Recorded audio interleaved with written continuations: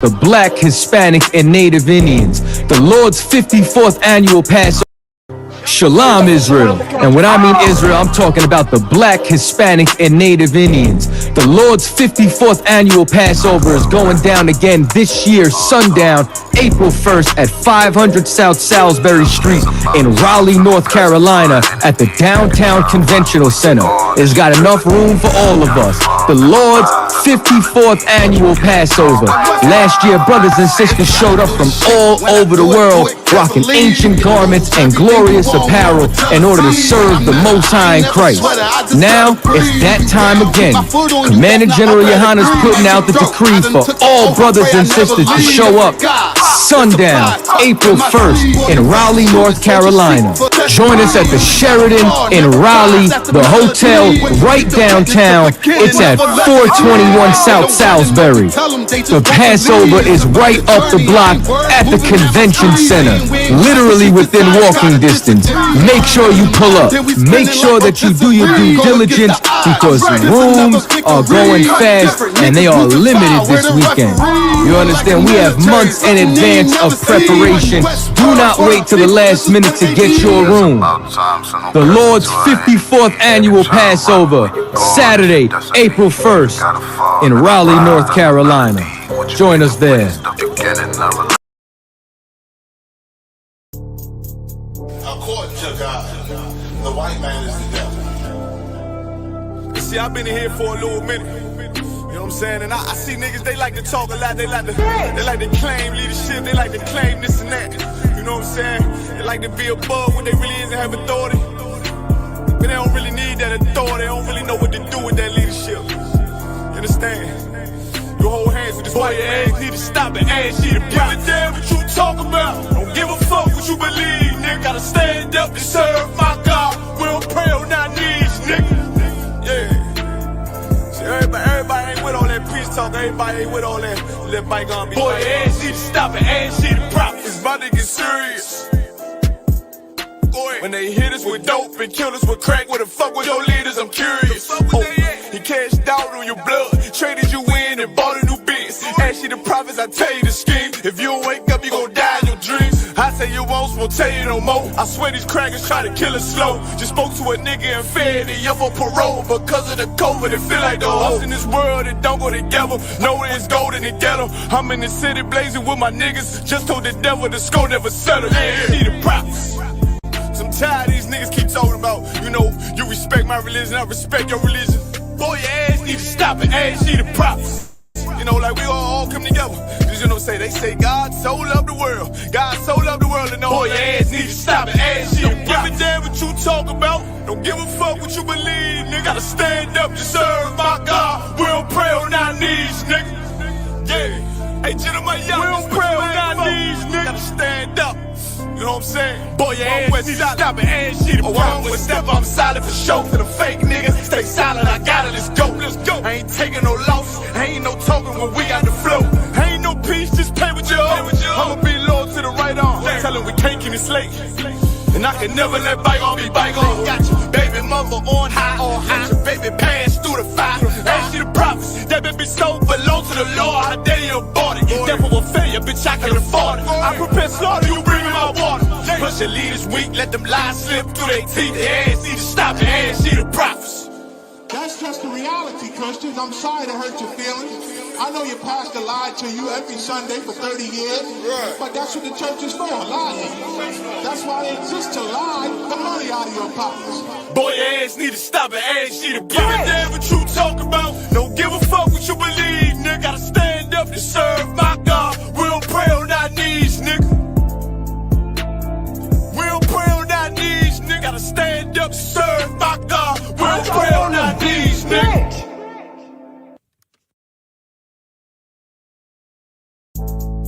See, y'all think it's just about us in here, but this is about an oppressive, fucked up system designed to keep niggas down and shit.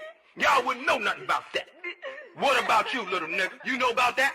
Yes. Oh, you know about that? Tell me what you know about that. Tell me what you think about that.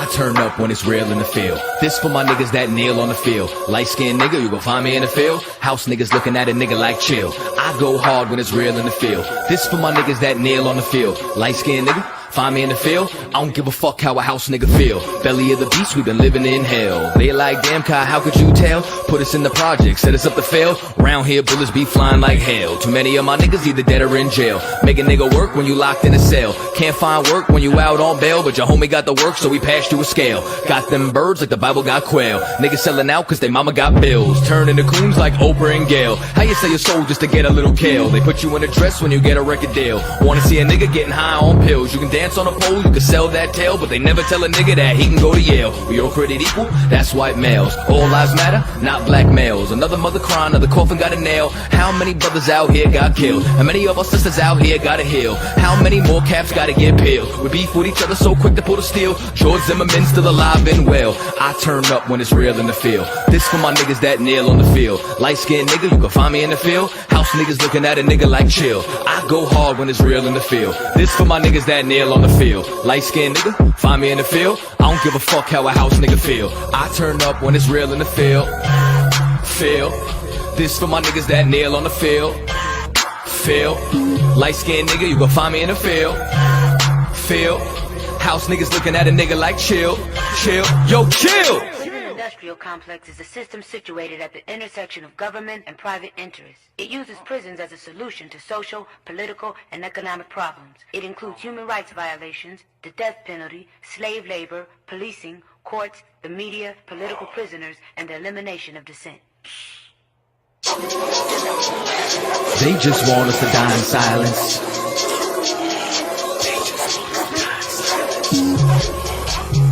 They just want us to die in silence. They just want us to die in silence. I might start me a fucking riot. Slave rebellion, no compliance. They just want us to die in silence. They murder minds like they got a license. I pray for the coronavirus to kill all of these violent tyrants. They prey on us like they poaching lions. World War III's on the horizon. Black and Hispanics form alliance. From the west coast to the islands, this pressure is making diamonds. They've awakened sleeping giants. I turn up when it's real in the field. This for my niggas that kneel on the field. Light-skinned nigga, you can find me in the field. House niggas looking at a nigga like chill. I go hard when it's real in the field. This for my niggas that kneel on the field. Light-skinned nigga, find me in the field. I don't give a fuck how a house nigga feel. I turn up when it's real in the field.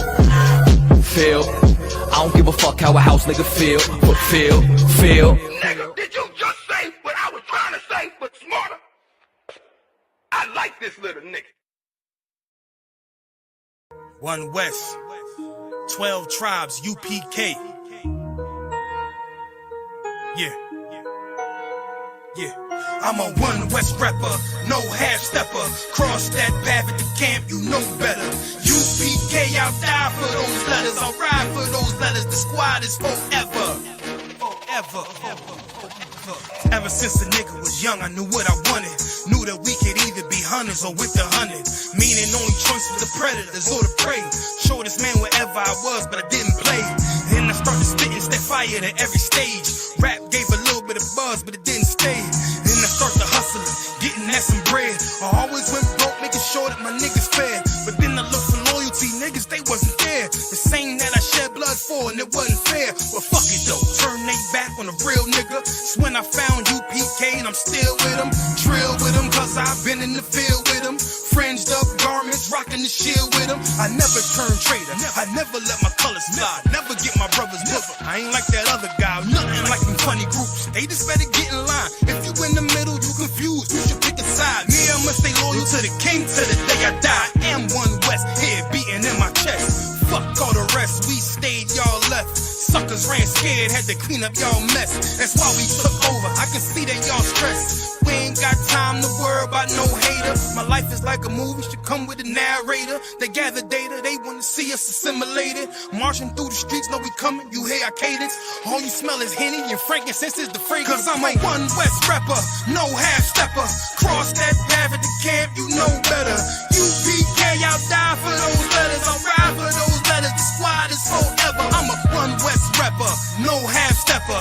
Cross that path at the camp, you know better. UPK, I'll die for those letters, I'll ride for those letters. My squad is forever. forever. When a nigga in this mode like I get so hyped, shining blinding like a strobe light. I'm my only calm, so I battle me back and forth night like a bullfight. I see red charge and destroy Mike. Gave me foresight, so I know that winning the war might have them all tight. Fuck their feelings, cause they the soft type. I was always taught never turn your back on your brothers. Take on any enemy, know the strength in these numbers. UPK official, and ain't no coward among us. Don't make me go and bang with them sticks like I'm a drummer. How y'all gonna run with the style that we invented? You always talk the war was wild, but you never in it. All that coulda, shoulda, woulda. I see how you try to spin it. The way my soldiers move out, you think that we got evicted. This one West in the building, we owning it while you renting. Lyrical exercise in the booth is my Planet Fitness. Words move you like calisthenics. Bars heavy, so when I bench it, I'm building up a hardcore. I flex when I'm finished. And right after a light workout, it's back to business. Group sick of UPK, cause we the illest. I got one question, will they ever stop hating? Waiting on this war so long, I'm salivating. Niggas turn bitch so strong, I call them Caitlyn. I get the green light, let's go, no hesitation. Y'all just been holding our spot like reservations. Now we back to work while you suckers still on vacation. Mixtape singles and even collaborations. They smiling in the face, but I know I see aggravation. You ain't got to hide it though, you fucking mighty cone. UPK bringing that heat, you know the fire's on. It's One West. Cause I'm a One West rapper, no half stepper. Cross that path at the camp, you know better. UPK, I'll die for those letters. I'll ride for those letters, the squad is forever. One West rapper, no half stepper. Cross that path at the camp, you know better. UPK, I'll die for those letters. I'll ride for those letters, the squad is forever. It's forever. The squad is forever.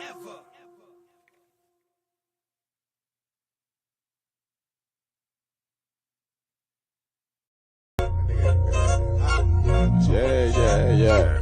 Go ahead. Come on, West. Go ahead. Go ahead.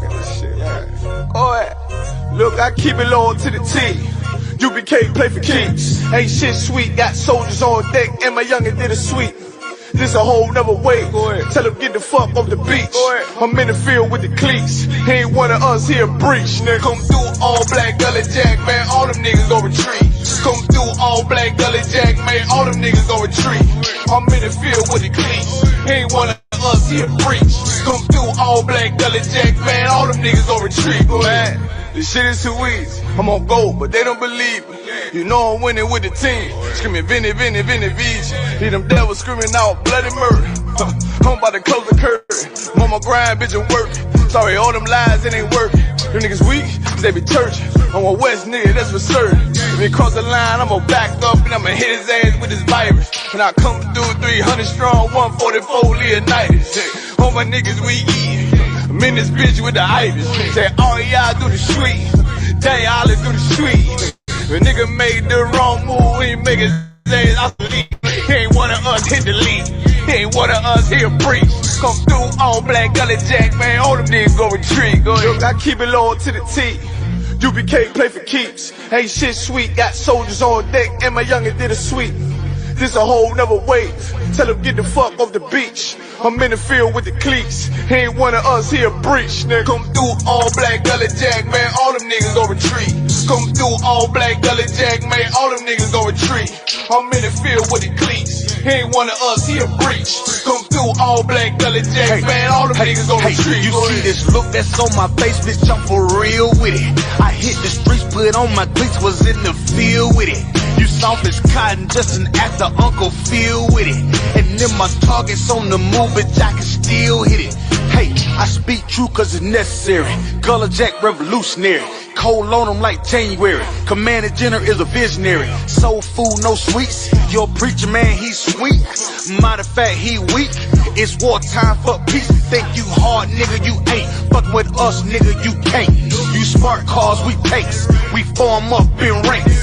We body bag this rap shit. All black, no bright shit. Real life, no cap, bitch. Fall on them, that's cap shit. I keep it loyal to the T.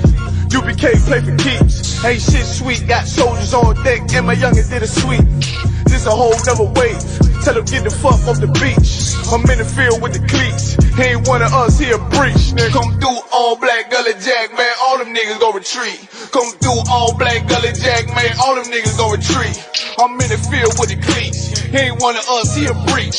Come through all black gully jack, man. All them niggas go retreat. Go ahead.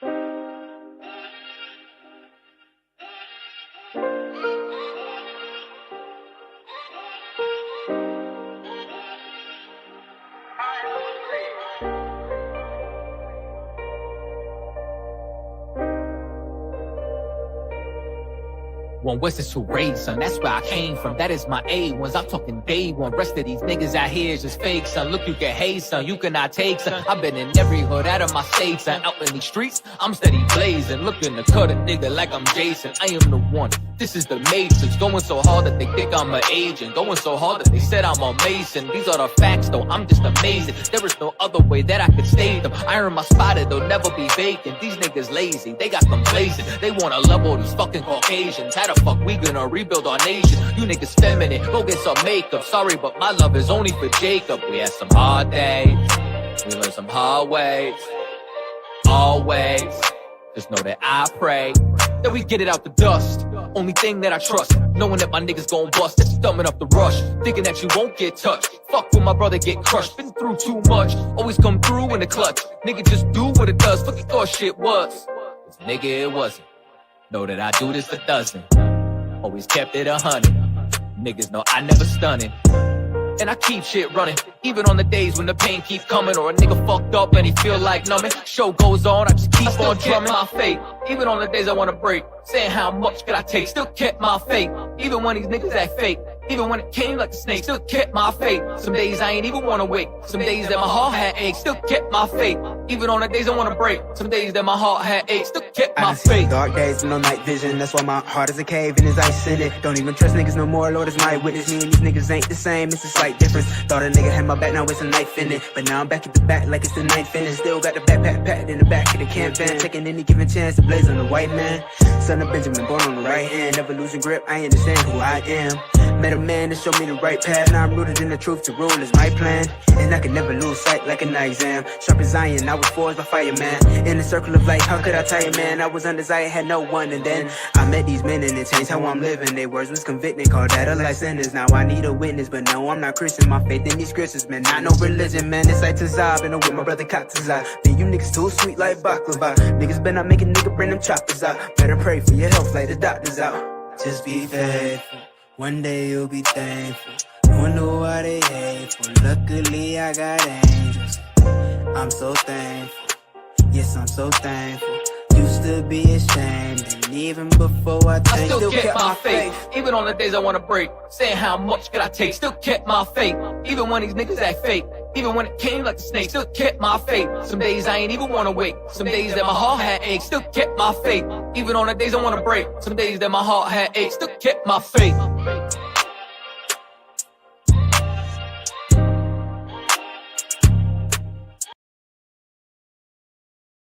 The rest of these niggas out here is just fake, son. Look, you can hate, son, you cannot take, son. I've been in every hood out of my state, son. Out in these streets, I'm steady blazing. Looking to cut a nigga like I'm Jason. I am the one, this is the matrix. Going so hard that they think I'm an agent. Going so hard that they said I'm a Mason. These are the facts though, I'm just amazing. There is no other way that I could stay them. I earn my spot, they'll never be vacant. These niggas lazy, they got complacent. They wanna level these fucking Caucasians. How the fuck we gonna rebuild our nation? You niggas feminine, go get some makeup. Sorry, but my love is only for Jacob. We had some hard days, we learned some hard ways. Always, just know that I pray that we get it out the dust. Only thing that I trust, knowing that my niggas gon' bust. That's thumbing up the rush, thinking that you won't get touched. Fuck when my brother get crushed, been through too much. Always come through in the clutch. Nigga just do what it does, fuck you thought shit was. Cause nigga it wasn't. Know that I do this a dozen. Always kept it 100. Niggas know I never stunning. and I keep shit running. Even on the days when the pain keep coming, or a nigga fucked up and he feel like numbing. Show goes on, I just keep on drumming my faith. Even on the days I wanna break, saying how much could I take, still kept my faith. Even when these niggas act fake, even when it came like a snake, still kept my faith. Some days I ain't even wanna wake, some days that my heart had aches, still kept my faith. Even on the days I wanna break, some days that my heart had aches, still kept my faith. Dark days with no night vision, that's why my heart is a cave and there's ice in it. Don't even trust niggas no more, Lord is my witness. Me and these niggas ain't the same, it's a slight difference. Thought a nigga had my back, now it's a knife in it. But now I'm back at the back like it's the ninth inning. Still got the backpack packed in the back of the campan, taking any given chance to blaze on the white man. Son of Benjamin, born on the right hand, never losing grip, I understand who I am. Met a man to show me the right path, now I'm rooted in the truth, to rule is my plan. And I can never lose sight like an exam. Sharp as iron, I was forged by fireman. In the circle of life, how could I tell you, man? I was undesired, had no one, and then I met these men and it changed how I'm living. Their words was convicting, called that a life sentence. Now I need a witness, but no, I'm not Christian. My faith in these scriptures, man, not no religion, man. It's like Tazab, and I'm with my brother Katazab. Then you niggas too sweet like baklava. Niggas better not make a nigga bring them choppers out. Better pray for your health like the doctors out. Just be faithful, one day you'll be thankful. Wonder why they hateful. Luckily I got angels. I'm so thankful. Yes, I'm so thankful.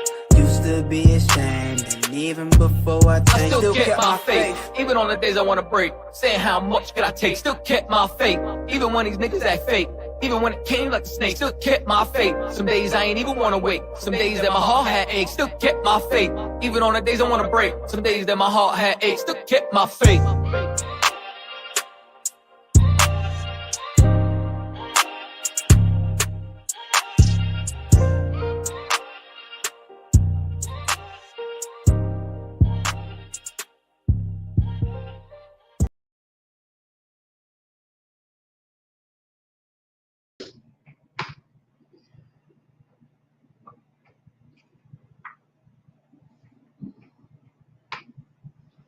Alright, let's clap it up.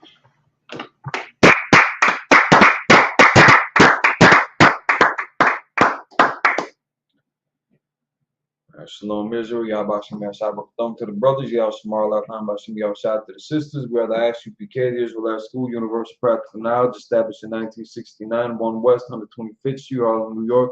We are led by Commanding General Yohana, coming to you live Tuesday, Brotherhood class, Twin Cities, Minnesota. So still in the wake of the false praises of a false prophet, Dr. Martin Luther King Jr., you still got a lot of people that are staking, that are putting their stock into that man's legacy. They just released a statue that just looks goofy. Looks goofy. So they spent like $10 million on this thing there, and his family is very disappointed in it too. It's got some how would you say, some visual discrepancies about it. It looks very questionable, and whether that's, I mean, I don't know what the artists or architects who built the had intended by it, but it don't look right. Right. It looks, but I will say it does look befitting to the sexual misconduct of his character. It does look supportive and indicative of that. So now, you know, this man's history as a civil rights leader, as I don't want to say the prodigal son of you know, a well-respected pastor. Whatever his intentions, though, like as sincere as they may have been in the beginning, whatever his intentions were, his reputation and his actions following go completely against that concept. Right. If he was about the love of his people, well, he failed at that job, just flat out. And we're going to talk today about how his dream goes directly against brotherhood. And a lot of this is going to be based off of his actions. Now, the allegations that came out against him for the wiretaps that the FBI had, I'm looking at one article here where, so let me just pull it up again. So when they had initially started that the FBI, when they had initially started to spy on Martin Luther King Jr. or Orgy Mike, as he's more popularly known by, when they first started their intelligence on him, they were looking for communist ties because of his close relationship that he had with and there it goes again. The close relationship that he had with where's his name? Stanley Levinson. So I'm going to read this. This is from the New York Times. This was published back in 2014 by Beverly Gage. And just kind of jumping down to around the middle of the article, the FBI's entanglement with King began not as an inquiry into his sex life, but as a national security matter, one step removed from King himself. So again, this was about his political ties. In 1961, the Bureau learned that a former Communist Party insider named Stanley Levinson had become King's closest white advisor. So again, which is, I guess, predictable, not too weird, but at the same time kind of goofy, because when he had first started in his campaign, you know, when he was in college, he was into white chicks. He had an Edomite girlfriend. And in order to be better respected among his peers, he knew that he couldn't carry on a relationship with the Edomite. He's talking about civil rights for his people. So that's when the sister Coretta Scott became that pawn in the game. But leading forward now, so he already had an infatuation with Edomites, with our oppressor. And then this was before before the big civil rights integration movement. So he already had infatuation with them, tried to sweep it under the rug, cover it up. But then one of his closest white advisors was supposedly a former Communist Party leader or insider named Stanley Levinson. So had become King's closest white advisor, serving him as a ghostwriter and fundraiser. So a lot of the things that King was saying, like during his speeches, weren't even his words, but it sounded good. It sounded real good, and he was behind a lot of the abilities of getting King funded for his ministries, his missions, his agenda, and undoubtedly his hotel rooms where he brought his prostitutes back to him, where he had his sexual orgies, which are some of the locations that the FBI had bugged. So now the following year, Attorney General Robert Kennedy approved wiretaps on Levinson's home and office, and the White House advised King to drop his communist friend. So they were all doing this. That this all came about because of King's communist associations, thinking that he was getting supported by the Communist Party, by Russians, things like that, by foreign powers. So they considered this a national security. They weren't looking at any type of like sexual misconduct, because again, the man had a very good reputation. He was very well, upstanding member of society, all that. So they weren't looking at him for that. At this time, it's pretty clear that nobody really had knowledge of these activities except for other people that were close in his cabinet, except for other civil rights leader that he had that was in his circle. So the following year, they approved the wiretaps. They tried to convince King to drop his communist friend. But thanks to their surveillance, the Bureau quickly learned that King was still speaking with Levinson. Around the same time, King began to criticize Bureau practices in the South, accusing Hoover of failing to enforce civil rights law and of indulging in the racist practices of Southern policemen. So again, this further fueled that concern that the combination of King and Levinson was going to lead to like a communist sabotage against America, like like a black ops mission against the government or something like that. They're worried about national security, not about sexual exploitation. This combination of events set Hoover and King on a collision course. In the fall of 1963, just after the March on Washington, the FBI extended its surveillance from Leveson and other associates to King himself. So this was after that big march, that I think this was right after the I Have a Dream speech too. But that big famous march on Washington in '63, the FBI extended its surveillance from Leveson and other associates to King himself. So now they tapping King, planting wiretaps in King's home and offices and bugs in his hotel room. Hoover found out very little about any communist subterfuge, but he did begin to learn about King's extramarital sex life, already an open secret within the civil rights movement's leadership. So that's how this all started coming about. Now, again, we're talking about the government here. It certainly isn't a stone's throw away from the truth to make a claim that they're just trying to set the man up.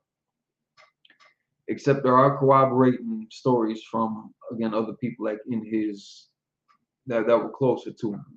And then you had was it George Darrow? I'll dig that name up later. But this one cat who won a Pulitzer Prize on doing like the biography of King. Had started stumbling across a lot of this information so I guess all this stuff is still under lock and key, like officially under lock and key until years from now. They're not planning on releasing nothing. Why they're waiting on it? Didn't get a clear answer on that, but it's not something that's readily available to the public, but things that had been leaked over time. So now again, Hoover found out very little about any type of communist actions. The concerns about him having communist political ties, trying to weaken the government,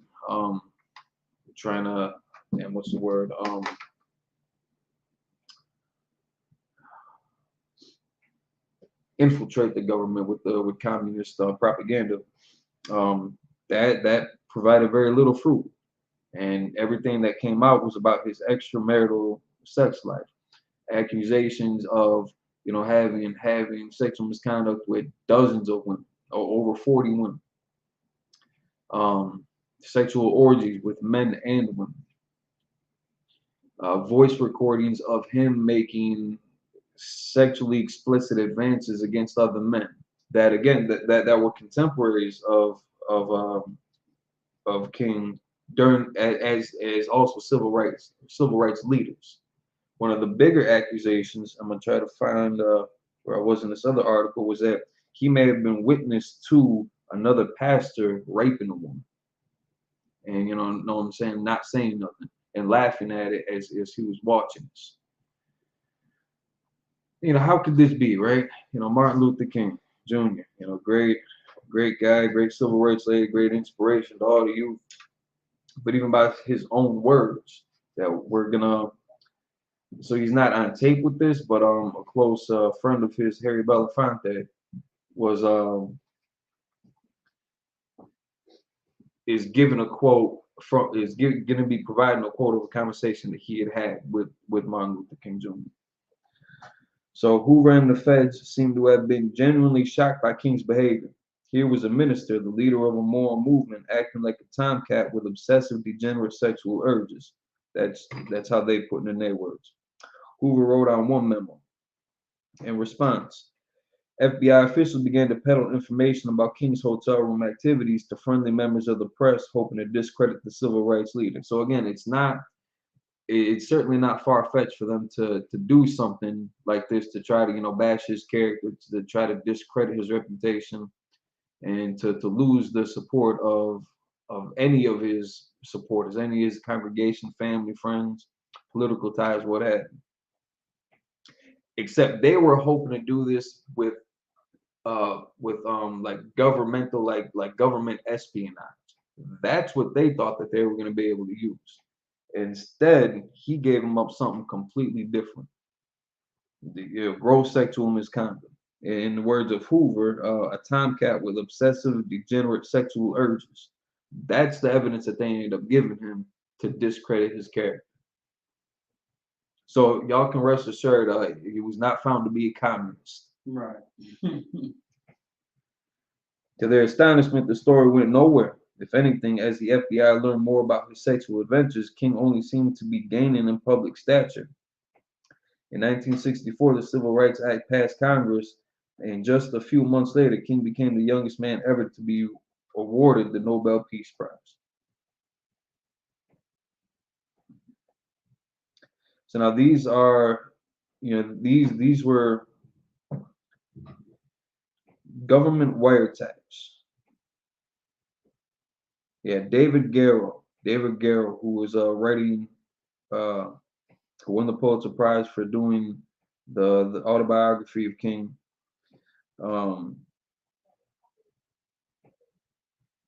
He was the one who wrote an essay about these other allegations that started coming out later about him being present during the raping of a woman by a pastor friend of his.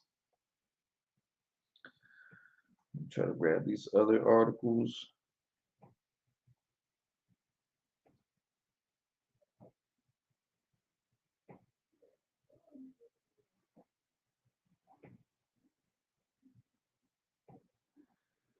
And they even tried to dissuade King to to stop his campaign. So they're already trying to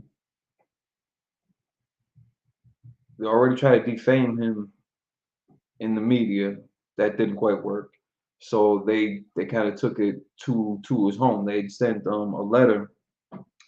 According to Enemy's journalist Tim Weiner's History of the FBI, Sullivan, who had wrote this letter I'm about to read, had a package of the King sex tapes prepared by the FBI's lab technicians and sent it along with this letter to King's home. And the package was opened by King's wife. So Coretta Scott had opened this package initially and checked it out. So the letter itself that was written by Sullivan,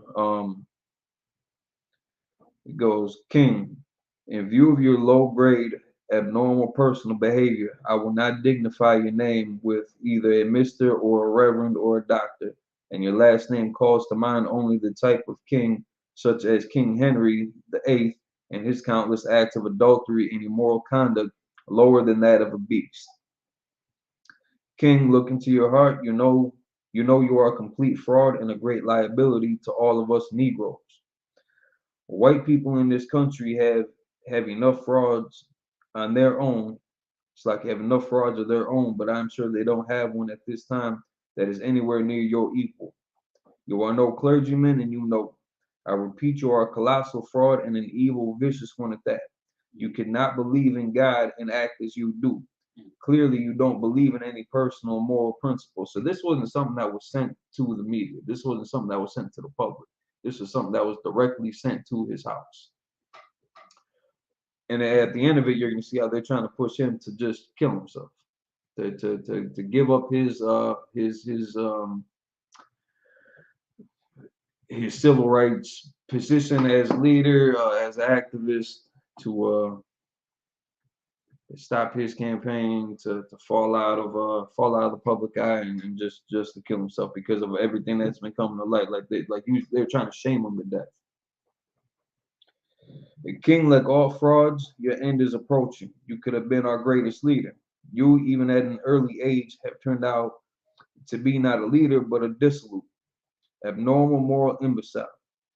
We will now have to depend on our older leaders like Wilkins, a man of character, and thank God we have others like him.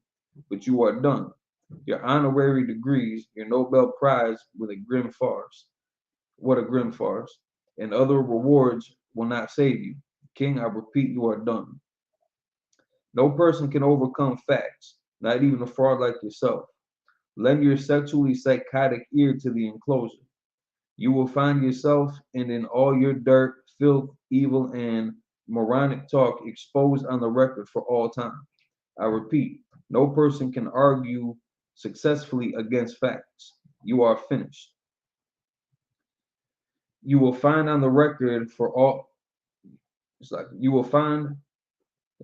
Like you will find on the record for all time your filthy, dirty, evil companions, male and female, giving expression with you to your hideous about abnormalities. And again, all of these are record tabs, predominantly from his little hotel parties. It apparently was not a secret in the civil rights community that he had engaged in prostitution, and and again, other contemporaries of his had engaged in the same things too. But he was the figurehead, so they had to attack this first.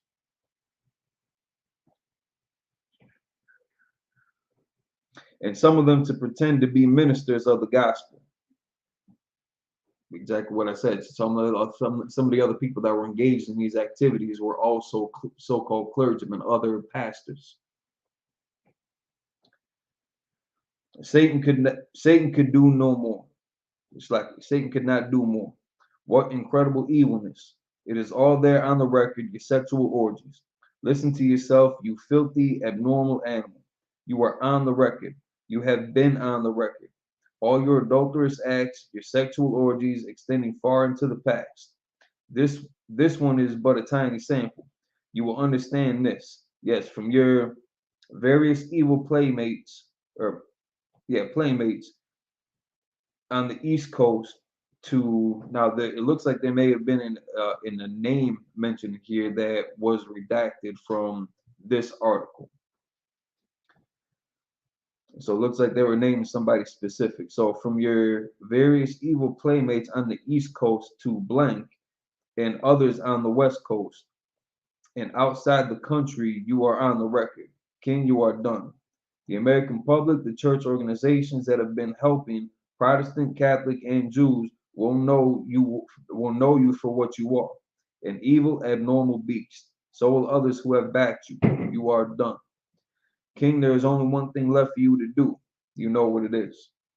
And then that's kind of that insinuation that he should just kill himself. Right. So they had dubbed this like the suicide note. Because that's what they were pushing him to do. You have just 34 days in which to do. This exact number has been selected for a specific reason. It has definite practical significance. You are done. There is but one way out for you. You better take it before your filthy, abnormal, fraudulent self is bared to the nation. So that his wife got that first. You know what I'm saying? His wife, who by all accounts was a proper woman, was a good sister. So I mean, these are, and a lot of these stories are going back. You know what I'm saying? So starting in his college days, he was already engaged in interracial marriage. Right. Try to sweep that under the, and he wasn't legally married, but by biblical account, having sexual conduct with that woman, by biblical definition, they were married.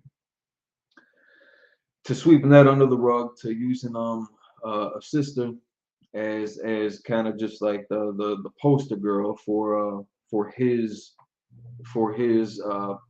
love for his people, to having Communist Party advisors and close members of his circle guiding him, helping him raise funds, and even ghostwriting for him,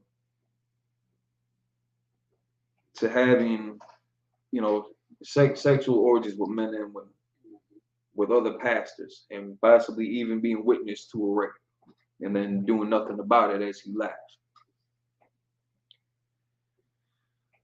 There's a lot of things that have been said about a lot of leaders to try to discredit them. The worst that I ever heard about like Malcolm X was that he was a homosexual. And then this was after he had died. It was never confirmed, right? It was never, as far as I know, it was never confirmed. Yeah. But yeah, I've heard that too. And if you break one sin against the Most High, you're breaking them all. So even if he were guilty of that, he would still be a disgusting bastard in the eyes of the Lord.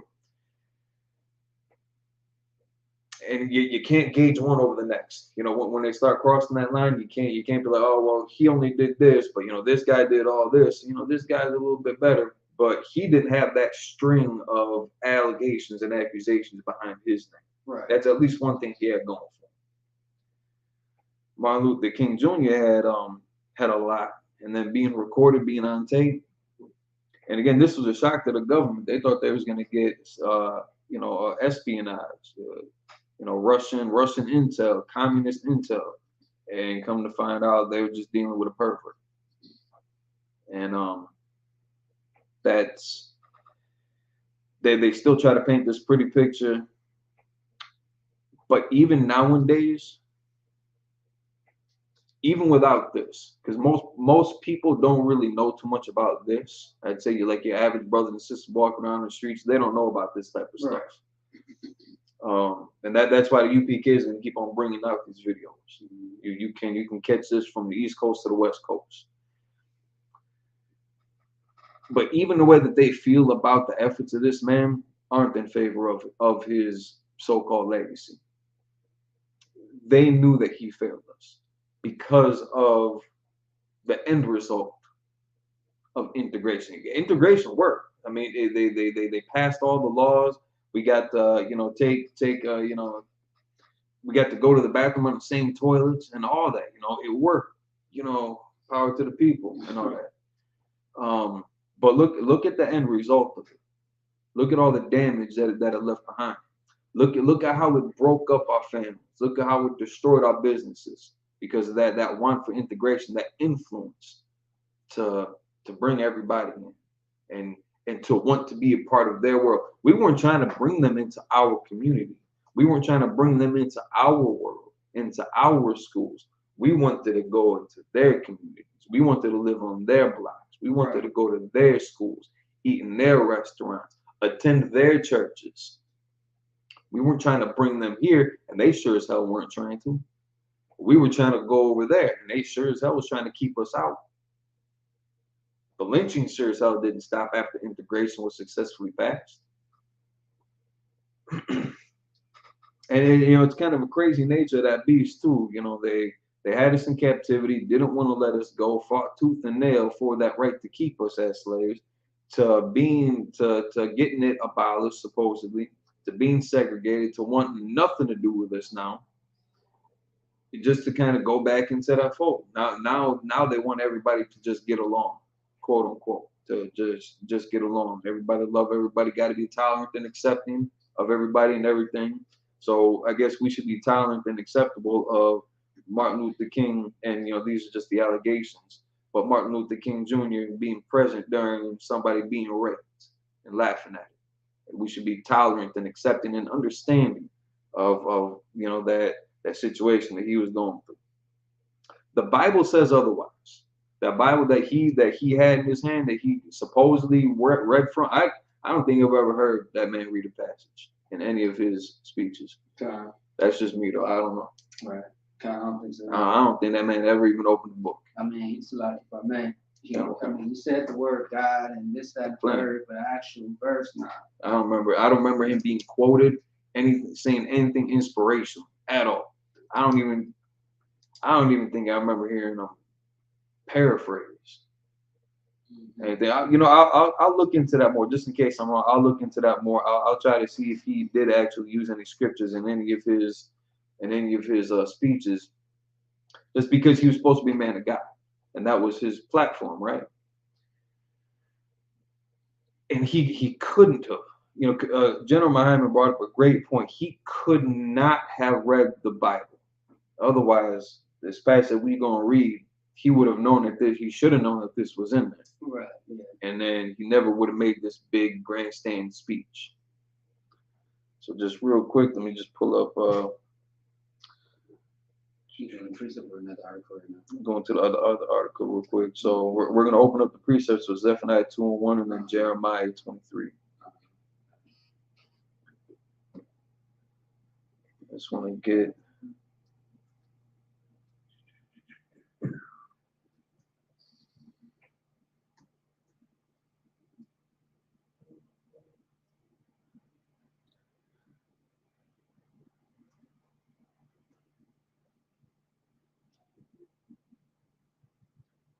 Just want to get the quote from, there we go. So now this is in the New York Amsterdam News in an article written in 2017 by Auto Did Act 17, January 12th, 2017.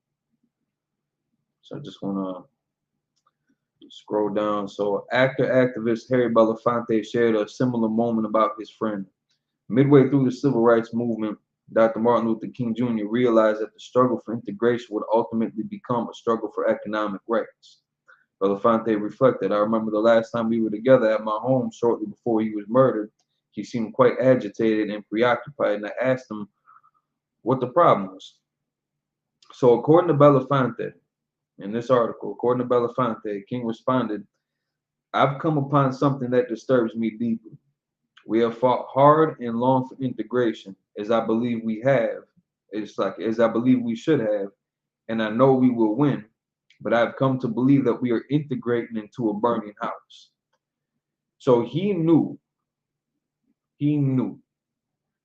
believed that his efforts for integration was just leading us into a burning house.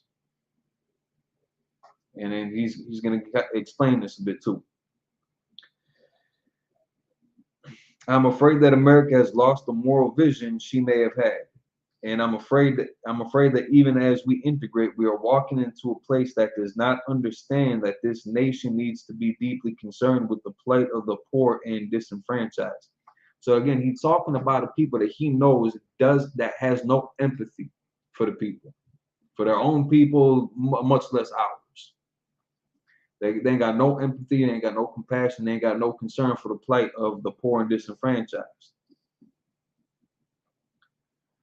Until we commit ourselves to ensuring that the underclass is given justice and opportunity. So in his fight to ensure that the underclass is given justice and opportunity, he's talking about black people. He's talking about black people. We will continue to perpetuate the anger and violence that tears the soul of this nation. Again, he knows that he's fighting a battle that those people don't even want.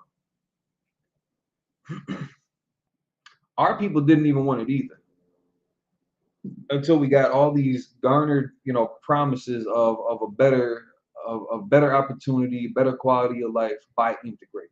That was like the only reason why this made any type of appeal to the people. Now, the people he was trying to integrate us with, though, he knew that they did not want this.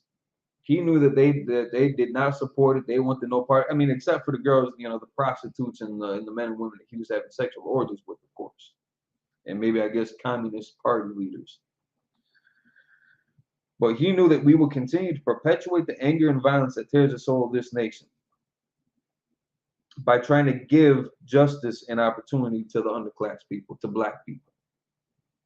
The machine that he was fighting against, he knew that they did not want this to happen either. And it wasn't even that they wouldn't have wanted necessarily justice or opportunity for underclass people, because when we had our cities, until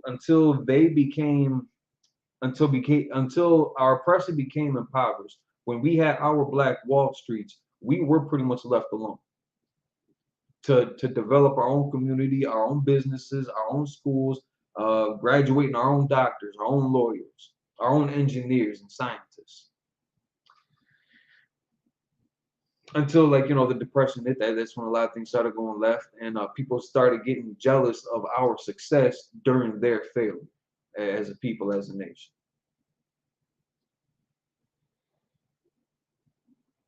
But he's trying to push us right into the crosshairs of and already admitted and viewed anger and violence. The people with that anger and violence, and they were so against it that we would get lynched, we would get mobbed, we would get jumped, we would get dog sicked on us, we would get set on fire, we would get sprayed down with water hoses. They were so against this movement that they became violent towards us. and we were pushing so hard to, you know, just break down that firewall and get to the warm and fuzzy person that's behind all that, you know, that rough and hard exterior. They ain't nothing. They're not nice people. They did not agree with this movement either, and we had no need for it. Right. For the longest time, we had no need to integrate. Our communities were doing good. We were successful as a people on our own. Right. We had businesses, thriving communities, thriving businesses. Captain Marquardt the other, I think it was just yesterday, on the Black Watch, you know, was telling Commander General Yahan about how his family, they had, like, not only his family but all the other families in the community, they all had businesses. They all had what should have been family-run businesses that should have been passed down to generation to generation. After integration, though, everybody wanted a white mattress. They don't want to sleep on a black mattress no more. They don't want to go to a black shop for a black mattress. They want to go to a white shop for a white mattress because somehow that would make you sleep better at night. You wanted bland food. You didn't want soul food no more. You wanted mayonnaise and white bread. Right. With maybe a little salt and pepper and some raisins on top. Right. Just the bare minimum. The bare minimum. You wanted that when we had something with substance as a people. Again, that's why Mexican food is some of the best ever. Everybody loves Mexican food. Everybody loves soul food. Most everybody loves jerk chicken. Most everybody. I'm not quite there. Yeah, Caribbean food is fire, man. Curry is fire. They did the damn thing down there. Like the sister Shirai too. Like she can cook. She can cook like a mug. That fried bread, Native Indian food too, man. Like we were good by ourselves. Our families were safe by ourselves too. Understand that. Without integration, we became carry on for the worms. We became something easily to get preyed upon because then we were reliant on their police force who didn't care about you. So when if you were black and Hispanic and Native Indian, you go to call the cops because some devils are outside burning a cross on your lawn or raping your daughter or beating the hell out of your son, you call the cops. What are they gonna do? What's their motivation to come help you out? They didn't want you in the first place. Right. They don't want to come out there to protect you now against their own people. You know, dude with the badge on is gonna race down there 90 miles an hour to go fight his cousin with a white hood for you? No, because he still got to go see him at Thanksgiving in church on Sunday. He's not gonna see you. He's not gonna run into you unless he's taking you to jail.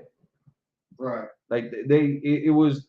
This is that perpetual anger and violence that he was talking about. This is that burning house that he said he was integrating us into. So just to finish off this quote, we will continue to perpetuate the anger and violence that tears the soul of this nation. Because again, it don't make sense. It don't mesh. It's only gonna create friction. That's all it did for us was create friction. And then after it blew up, we went scattered into a million different pieces. Right. I fear I'm integrating my people into a burning house. Belafonte added, that statement took me aback. It was the last thing I would have expected to hear considering the nature of our struggle. Now, Belafonte said, he asked King, what should we do? And King replied that we should become the firemen, King said. Let us not stand by and let the house burn. Having orgies and integrating, our people, interracial marriage, I could be wrong. I don't think that's going to do the trick. I don't think that's going to quench that fire. Right. I don't know. I'm not a fireman, so I don't know. But like in the physical sense, I don't know if that's the mechanisms that normal firemen on duty would perform to put a fire out, is to go pick up some prostitutes and then go have homosexual or homoerotic sexual exploitations. Like, I don't know if that's what you do to put a fire out, but I don't think that methodology is very sound. So now it's left to us. because this form, this mindset, this ideology did not work. And after so many years of trying and greasing the palms and getting greased up, it, if that was gonna work, I think it should have by now. You've got enough people that have done it. Yeah. You got more than enough people that have sold out. You think it would have bought us some kind of respite or some type of peace, but I just call me crazy. Maybe I'm just old fashioned, and I just think we should just be left to our own culture, to our own practices, to our God. I don't see it working because again, afterwards, businesses shut down. Right. Poverty ensued. Poverty was hit like damn near overnight at an all-time high, record highs. We were probably richer as slaves on the plantation. We probably have more money.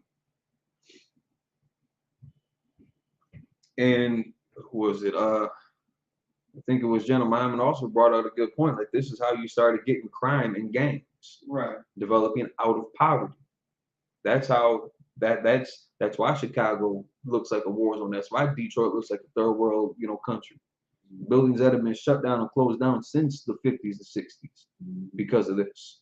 That should have been thriving family businesses to this day.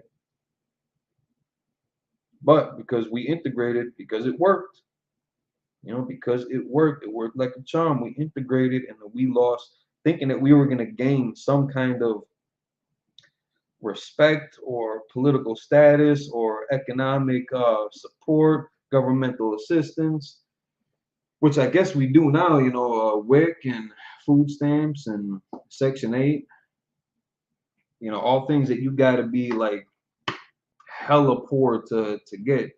I guess in a sense, some of that paid off in his vision because we did get some government assistance. I don't think this is what what was intended though by the people the people who sincerely wanted reformation in the country. It didn't work, is the bottom line. Right. And it left us vulnerable and it left us open as a people.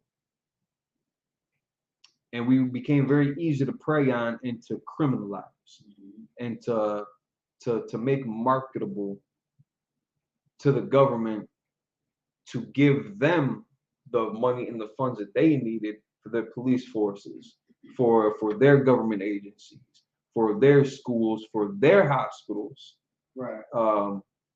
For their lawyers, for their corner stores, for their markets, and nothing for us.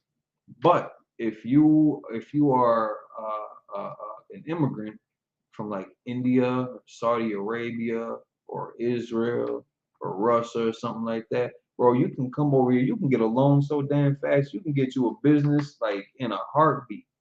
Right. You can get a tax-free for like 7-year business in a heartbeat. You can be broke as hell, have no history or credit recorded in the U.S. banking systems. You can have no FICO score. Your credit score could be nothing. You can get a nice loan from the government to go start your business in the ghetto and make money and send your kids to college.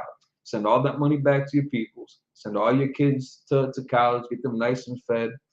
And you'll be successful. You could make a good long-term family business out of this. Right. But if you Black, Hispanic, and Native Indian, man, nah.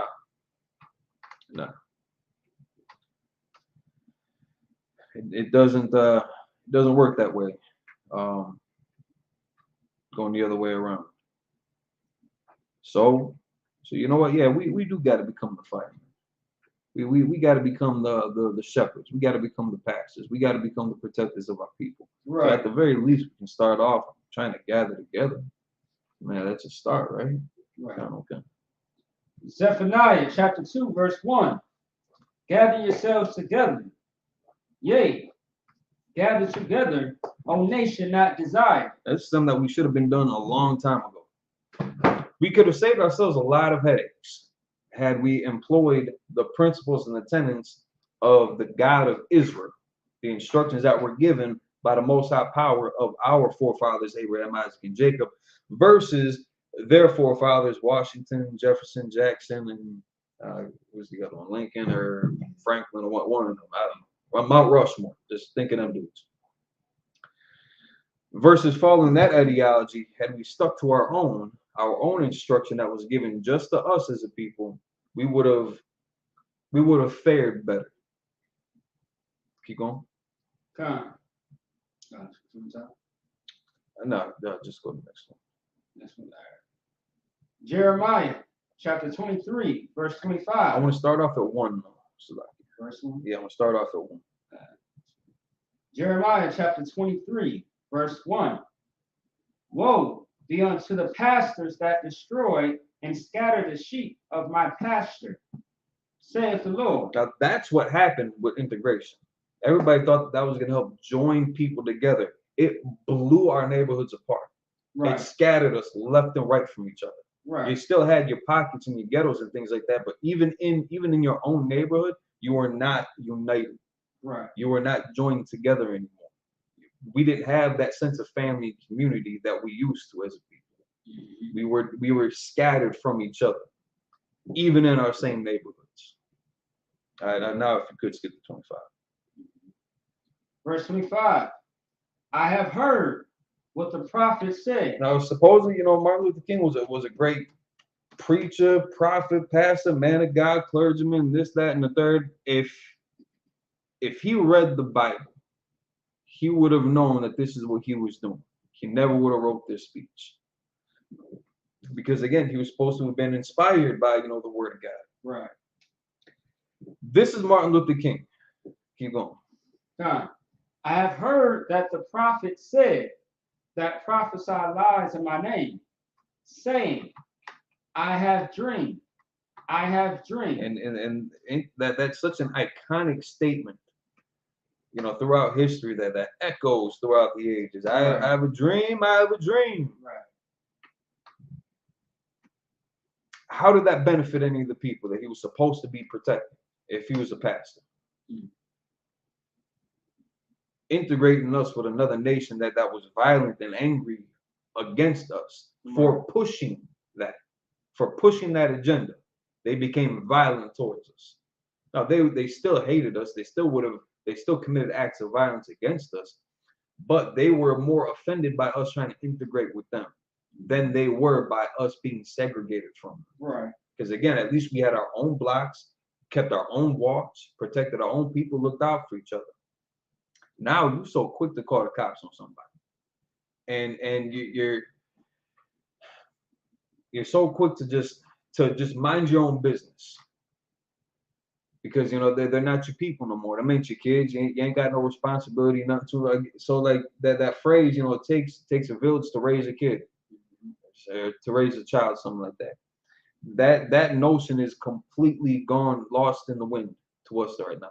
When that's how we used to do things. We used to raise up families together. It was a team effort. If you saw your neighbor kids, committing crimes, acting a fool or something, you had the right to say something about that. Because again, that was your community. Right. You knew the parents. Your kids knew each other. There's an intimacy but behind, the sense of community that we had. There was that closeness, that relativity that we had, that we did not have anymore after integration. During segregation, yes, we had that in abundance. After integration, we had that, like, again, almost overnight, that was lost to us. It's like 26. Verse 26. How long shall this be in the heart of the prophets that prophesy lies? That prophesy lies. Yea, they are prophets of the deceit of their own hearts. Of their own heart. This is what he wanted. This is what he wanted. This is what he got paid for. They made money off of this. He was living a nice, cushy, lavish lifestyle. All this fame and glory, all the food, all the drugs, all the fornication he can handle. That's what he wanted. These were lies that were supposedly done in the Lord's name, that were of his own heart. This is what he wanted. If you could, Jeremiah 50:6 now. And then Leviticus 20. These were his own lies, the deceit of his own heart. And this is why, so it took him down this long and ugly trail just to come out, very shortly before he was murdered, that he felt that he was integrating his people into a burning house. Right. All those lies just to come to that final realization and talking about how we needed to be the firemen to put that fire out. Your actions prove otherwise. Now at that point, it's too late. It's too late. You let him into that burning house. You slammed the door shut on him. You souped it up with brick and mortar. It was too late. So the deceit of your own heart led you all the way down that road, and now you still got your Reverend Jesse Jacksons and Al Sharptons and Creflo Dollars and Eddie Longs that came after that still pushed this agenda without yielding any results. And many which of these are still engrossed in the same acts that Martin Luther King was involved with.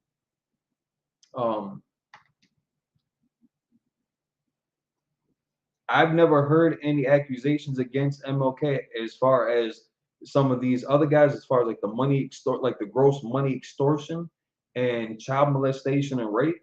I never heard him being accused of anything like that. But that's what he bred. That's what his dream got. That's what the deceits of his heart provided for, to open the doors for men like that, to further scatter the people, to further damage the flock. That's like, you got that? Mm-hmm. Jeremiah chapter 50, verse 6. My people have been lost sheep. Their shepherds have caused them to go astray. They have turned them away on the mountains. They have gone from mountain to hill, and they have forgotten their resting place. No, we are secluded to impoverished neighborhoods, still like wandering around like a nomad. We ain't got no rest out here, man. Right. And every agency that we turn to for some type of support, for some type of peace, just to take a damn breath, take advantage of you or turn you away.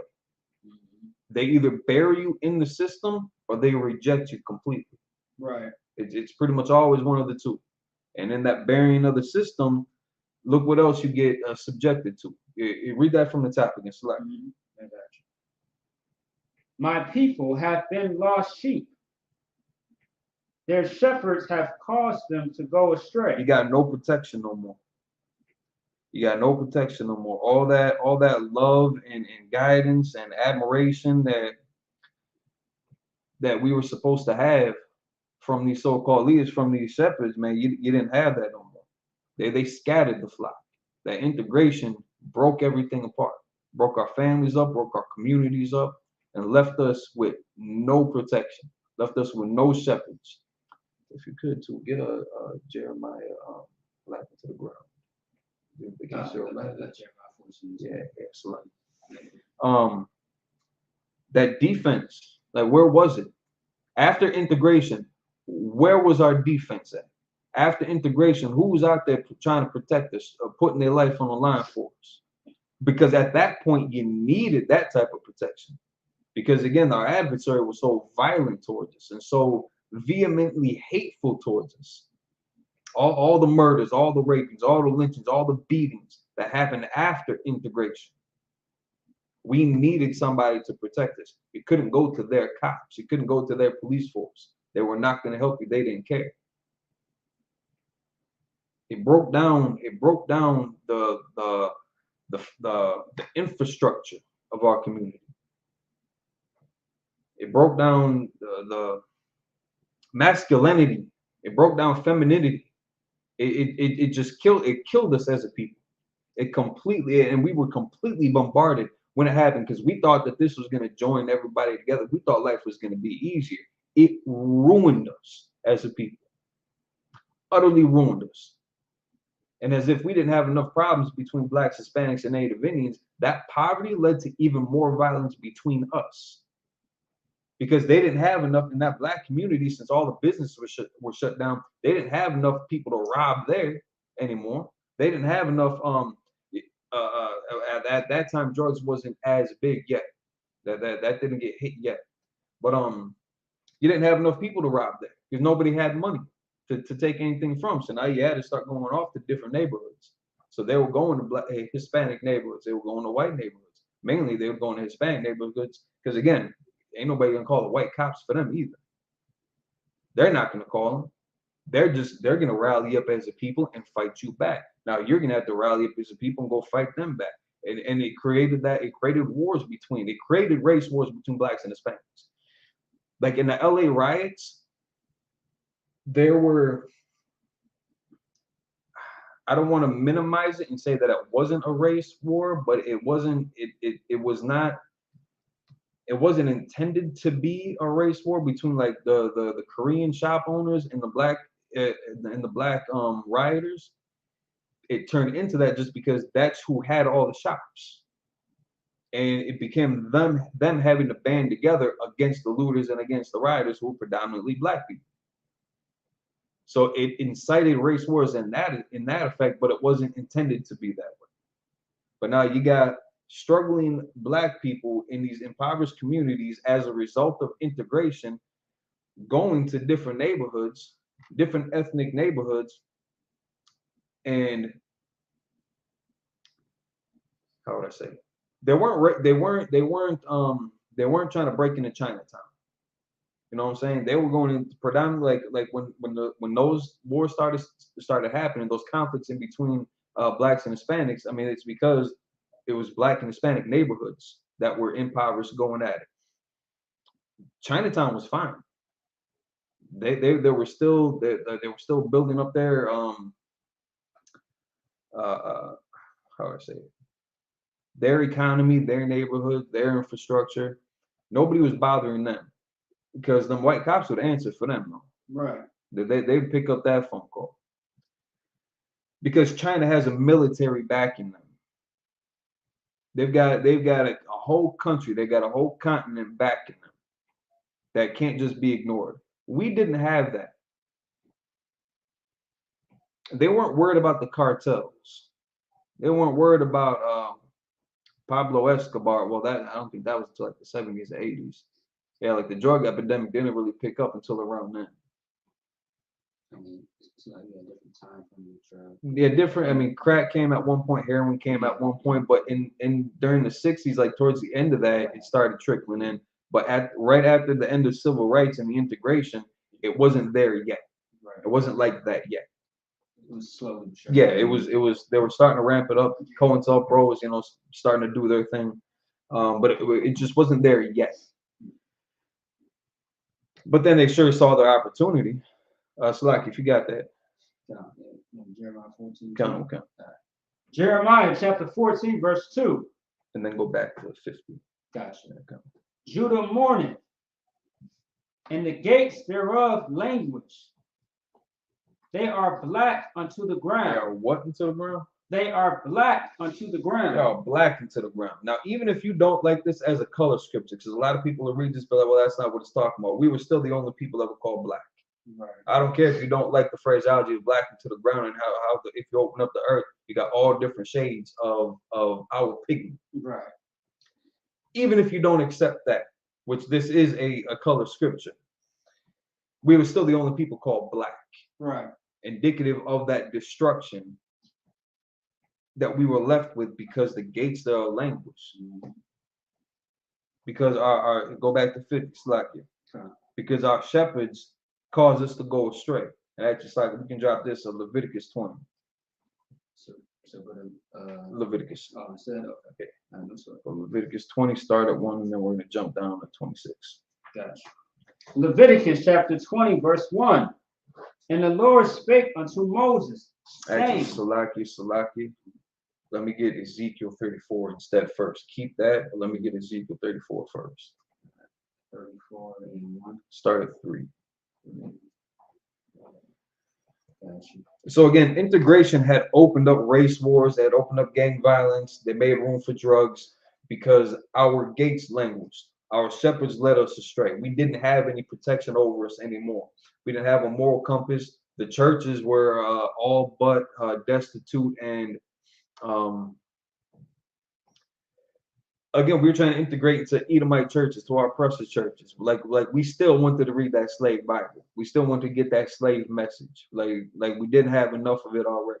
Like we didn't, like our eyes didn't get burned out for trying to read beyond what they had given us. Like our tongues didn't get cut out for having deep conversations about what these passages mean, and about, like, dude, there's got to be more. There's got to be something else to it, because they'll give us that one verse as if that's the rest of the book, as if that's the rest of the chapter. And having conversations like this to investigate these matters, got your tongue cut out, got your eyes burned out, and until you just stop asking questions. And don't the Christian church love that? No questions, no comments, no questions. Catholic Church, don't buy. Right. They don't want to hear no kind of free thought, or like no inquisitive nature. They just want you to, how would I say? They just want you to shut up and do what they tell you to do. That's it.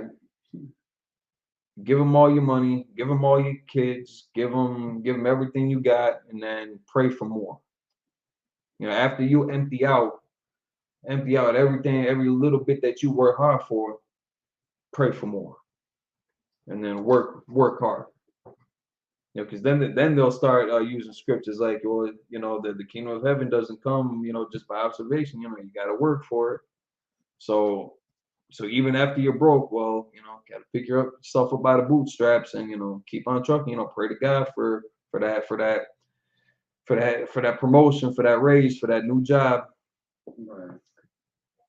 And while you're doing that, give us all your money, and it's okay. You can trust us with your kids. And, you know, we're gonna build this school, and, you know, you're gonna have to send your kids here because you guys are savages. You can't take care of them, so we got you from here, and, you know, everything will be okay. And don't bother looking in that field, you know, behind the church. There's nothing back there. You know, those freshly dug mounds. You know, don't worry about that. We're just, you know, tilling the ground. You know, building some plants. It's you know, everything's okay. That's Christianity for you in a nutshell. That's what we get from integration. Dr. Good. Done. Ezekiel chapter 34, verse 3. Ye eat the fat, ye clothe you with the wool, ye kill them that are fed, but ye feed not the flock. You eat the fat, man. Like,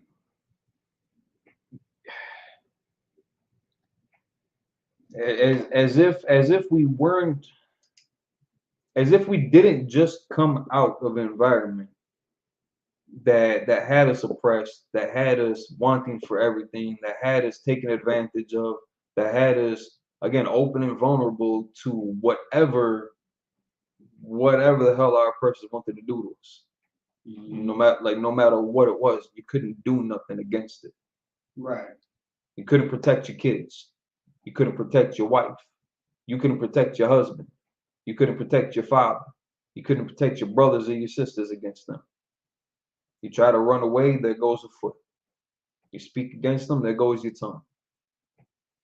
If you got 2 or 3 brothers and sisters gathered in one spot too long, having a conversation, talking about something, God forbid having a laugh, like you get in trouble, you get whipped for that.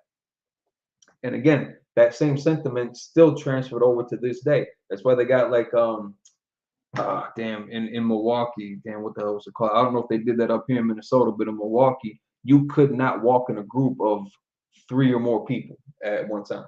Okay. You couldn't do it. And it's like when you say people, is it a specific race of people? Or just in general? No, because you had college communities, so you had groups of Edomite kids walking in one group or something like that. So in a lot of the colleges, it's predominantly Caucasian, East Indian, and Asians. Okay. Predominantly, like in like the bigger colleges, not your community colleges. Right.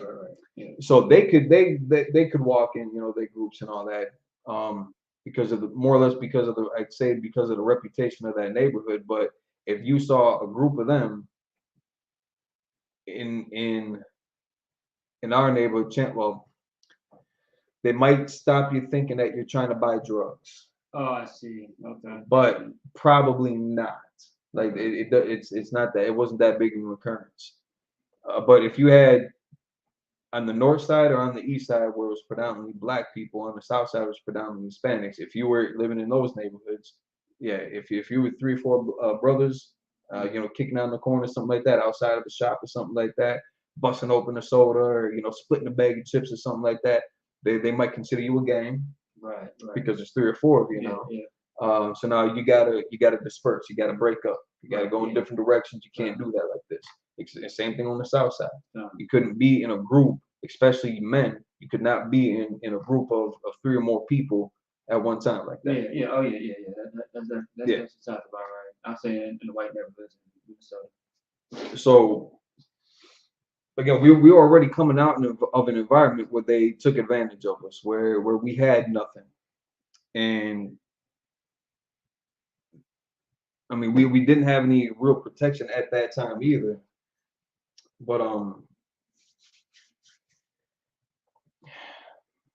that's also because of our past transgressions. Our gates had languished for quite some time, and the chance that we had coming back into our own identity, trying to rebuild that, trying to recreate that protection. Those brothers got infiltrated, and those brothers failed us too, and it opened up the floodgates. And the influence that they had over everybody else was so strong that again, you had all these other people trying to follow suit after that same mission. So your Reverend, your Jackson Jacksons and your Al Sharptons, they weren't going to fight for the people the way that we needed somebody to fight for us. They were going to go on marches and protests and hold conferences and lectures and things like that. They weren't going to go to bat for the people though. Right. They were going to try to just make peace, you know, for everybody else, and keep everybody docile, and just keep that fighting spirit that we had once upon a time very low, very low. You could express yourself in poetry or something, though, or you can express yourself in the boxing ring, or on the football field, or on the basketball court. You could let out all your aggression as entertainment. And then, you know, again, we had our own baseball league, man. We had our own baseball league, we had our own basketball games. And then integration came and we lost all of that.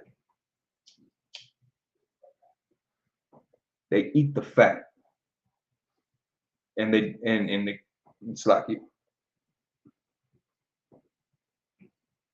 ye eat the fat.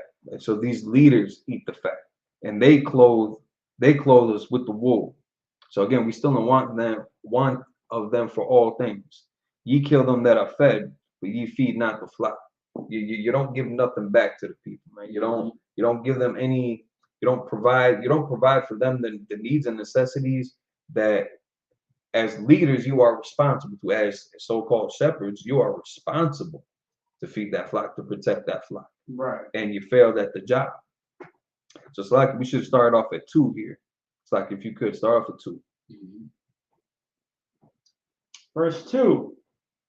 Son of man, prophesy against the shepherds of Israel. So again, that's talking again to Israel. This is a message to Israel, to the shepherds of Israel. So again, all those people that claimed leadership, that claimed and predominantly the leaders of the communities were your pastors and your preachers. We didn't have aldermen and city officials or chiefs of police and sheriffs and things like that. We used to have fathers. You know what I'm saying? We used to have men that led the community. Right. That were willing to fight for the people, not just physically, but on a moral basis too, to expel any type of wickedness or evil doings from the block, to make sure that the other kids would not be influenced by that. Right. And more importantly, again, be in danger of that, to be victimized by it. Corrupting the rest of the kids, corrupting the rest of the families, and that family structure, that household. Keep going. John, prophesy and say unto them, Thus saith the Lord God unto the shepherds, Woe be to the shepherds of Israel that do feed themselves. Should not the shepherds feed the flocks? Yeah, they go for themselves. For a dude didn't need a 5G jet. What's his name? Ed, Creflo Dollar. Yeah. He didn't need that. He wanted that. He didn't need that though, because there was with that 5G jet. Let's look that up right now. Let's just see how much that costs.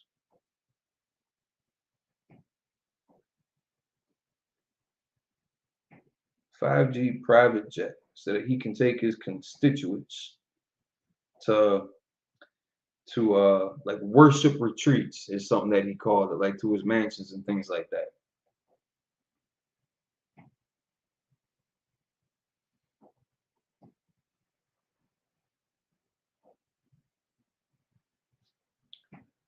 Come on. Let's see.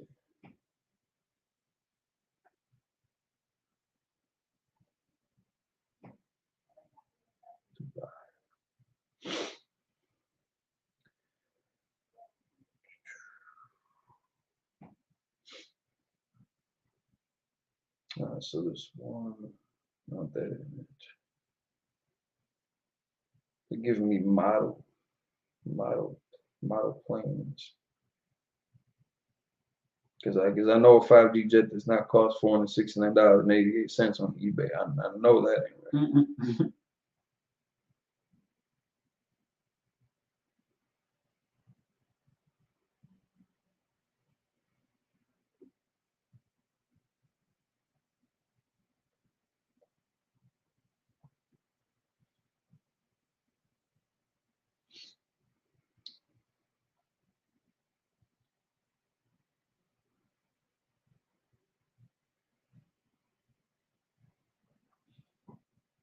Come on, just give me a straight damn answer.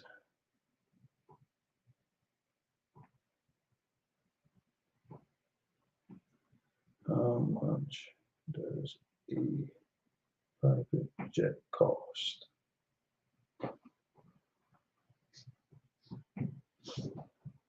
Oh, all right. So I guess they've got a pretty wide price range depending on what you're looking for. But if you got to spare $3 million up to around $660 million, you can check one out.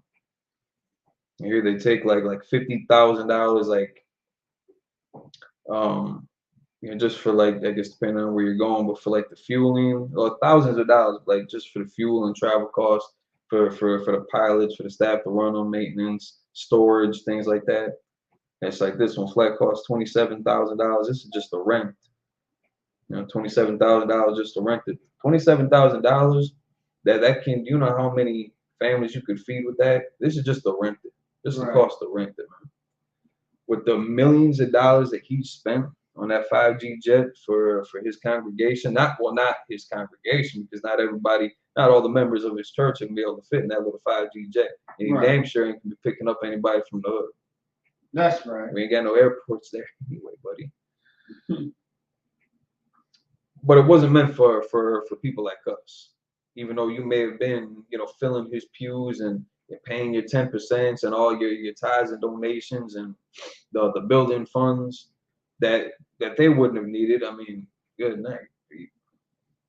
They had mega churches. The electric bill alone on there is ridiculous. But those millions of dollars that he spent on that 5G plane, how many homeless people could he have sheltered? How many abandoned buildings could he have refurbished? how many clothes could he have provided? And with him being, being in the church and having that 501c3 government write-off capabilities, and I'm sure, rubbing elbows with some kind of politician, with some bigwig up there to get an even better deal. How hard do you think it would have been for them to feed and clothe and house the people? Mm-hmm. That would have been a nice tax write-off. Right. All the government grants and funding that they could have tapped into for that, to actually do something for the people. Then maybe you could qualify for needing a 5G jet. Maybe. Right. Like, I think Commanding General Yana deserved a 5G jet. I think he deserved 2 of them. That's right. All the generals, all the captains, like, for the work that they do, so that they can actually spread this word, this truth around, and go to the neighborhoods that need that. Right. Go directly to the people that need that help. Damn right. Because if they had enough for the 5G jet, they would have had enough to help rehab the communities. Right. Provide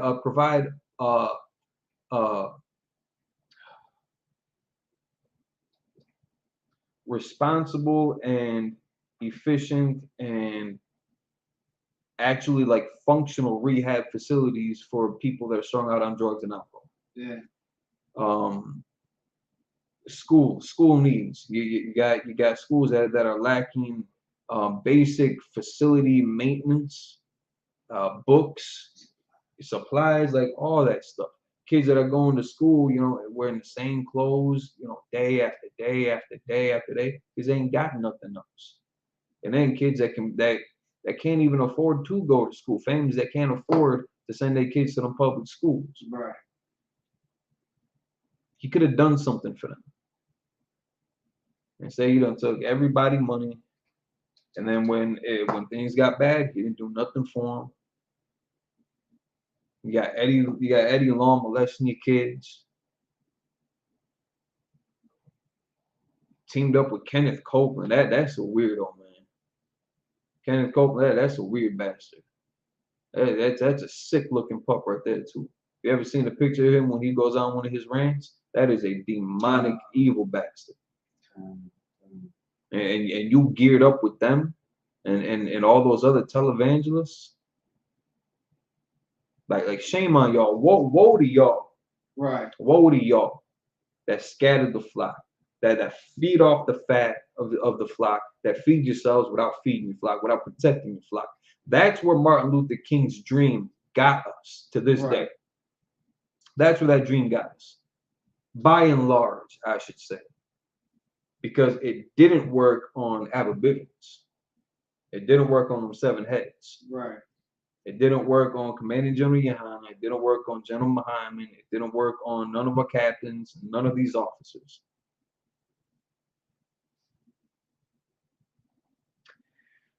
I ain't gonna mention the rest of them because it did work on some other people that wear purple and other people that dress up as candy canes and other people that want to try to bully other brothers and sisters who sincerely try to try to build for the betterment of their community and their people. It worked on them, but it didn't work on Ezekiel. You know what I'm saying? It didn't work on Moses. Right. It didn't work on Nehemiah.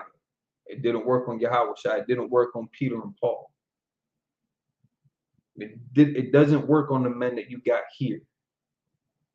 But it was all too lucrative of an idea for them to pass up for the men in them Christian churches, in the Muslim mosques, in the political arenas, the people who you would think would have had some type of power to enforce laws, to at least write a bill. They got that anti-Asian hate bill passed in like what, 20 minutes?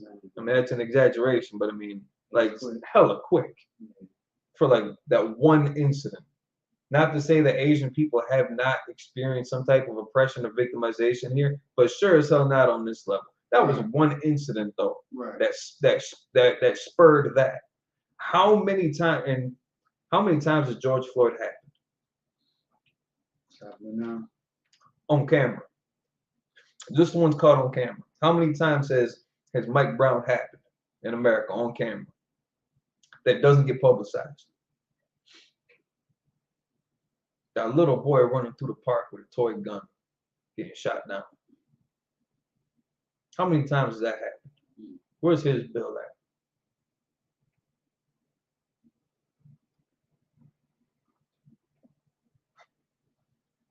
God damn you. God damn you. Martin Luther King's dream is directly against brotherhood because it does not provide any foundation, doesn't provide any protection. That's right.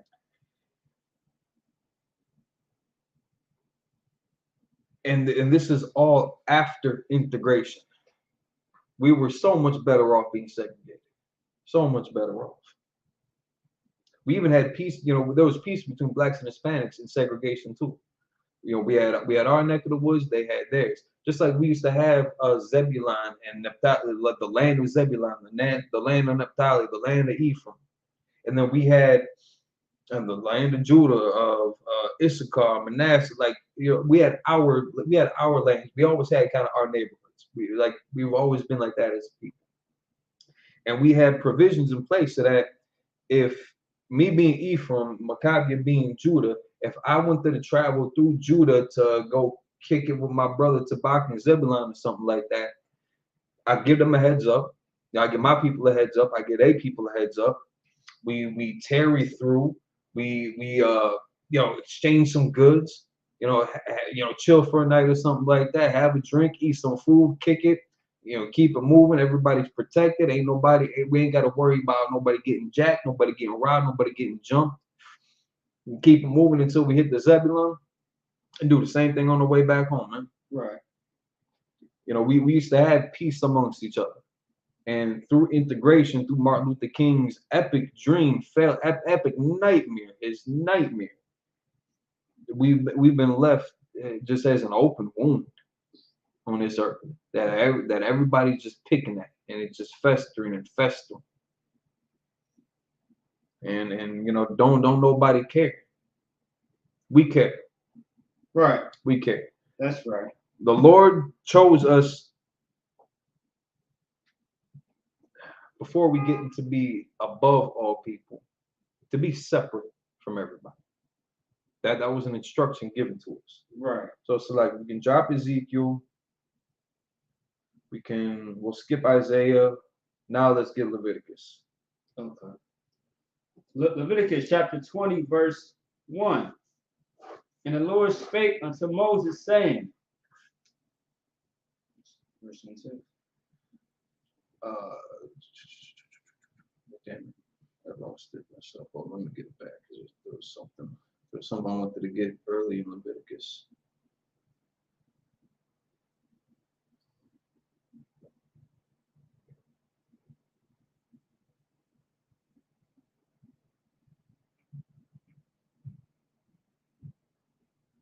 No, yeah. Read 2. That's what I was asking you about. 2 and then verse 26. 2 and then probably 3, I think. Oh, okay. Well, actually, there's a few of them that I wanted to get that first. I got you.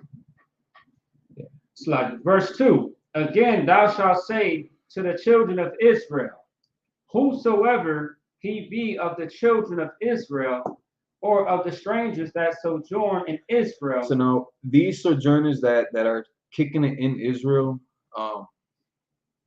these are also the Israelites. So you had the people that were, I guess I don't want to say indigenous necessarily, but that were natural to Israel when we were there, when we were being established, as we were established as a people.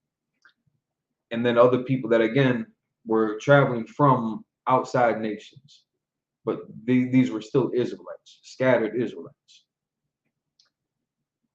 either coming through or kind of camping out. But these were other Israelites. So again, this message right here is dealing with Israel. So Slack, keep going. Mm-hmm. Or of the strangers that sojourn in Israel, that giveth any of his seed unto Molech. Now we all know who Molech was. Well, actually, I think most people are confused as to who Molech was. Molech was just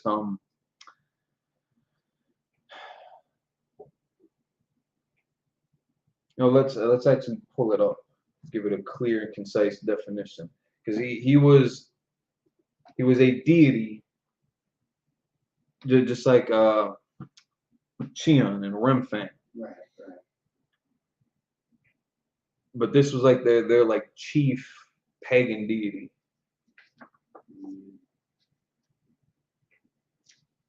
Right, like their king deity. I believe that's what Molech means. Malak. It meant king.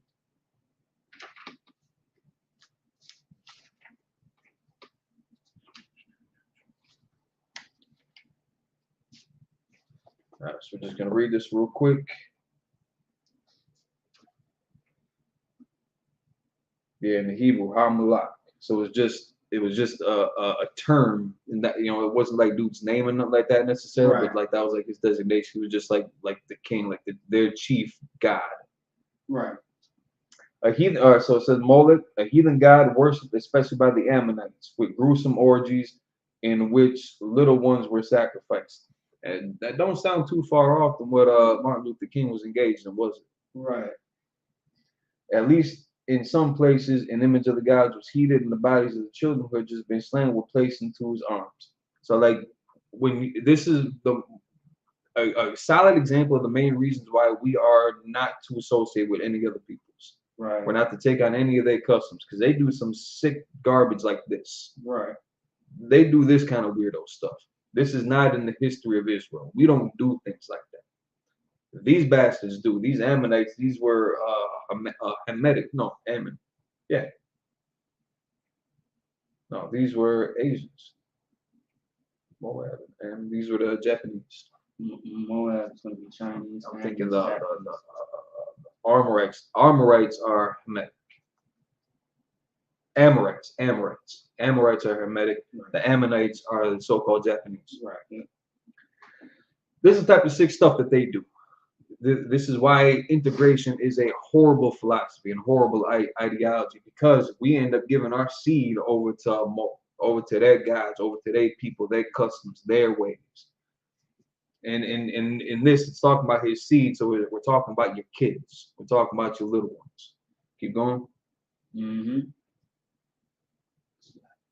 That giveth any of his seed unto Molech, he shall surely be put to death. The people of the land shall stone him with stones. It is incumbent upon us to hold our leaders responsible and accountable for their actions. Right. So we do charge Martin Luther King Jr. with a horrible crime against his people, with that influence of integrating us into their Molechs and into their way of life, into their systems, because all that ever did to us was damage us and kill us. Right. And scatter us abroad and lead us astray and put us into these ideologies that ain't got nothing to do with our people, ain't got nothing to do with our culture, with our history, nothing.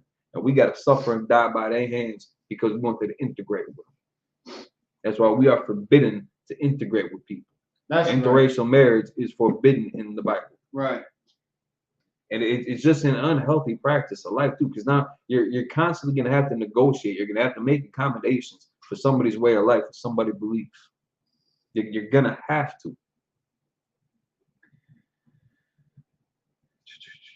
If I may, you got it. If you think about the whole purpose of why the flood happened, interracial marriages. So a lot of people don't think about it. They think it's a small issue. It's not. Nothing is.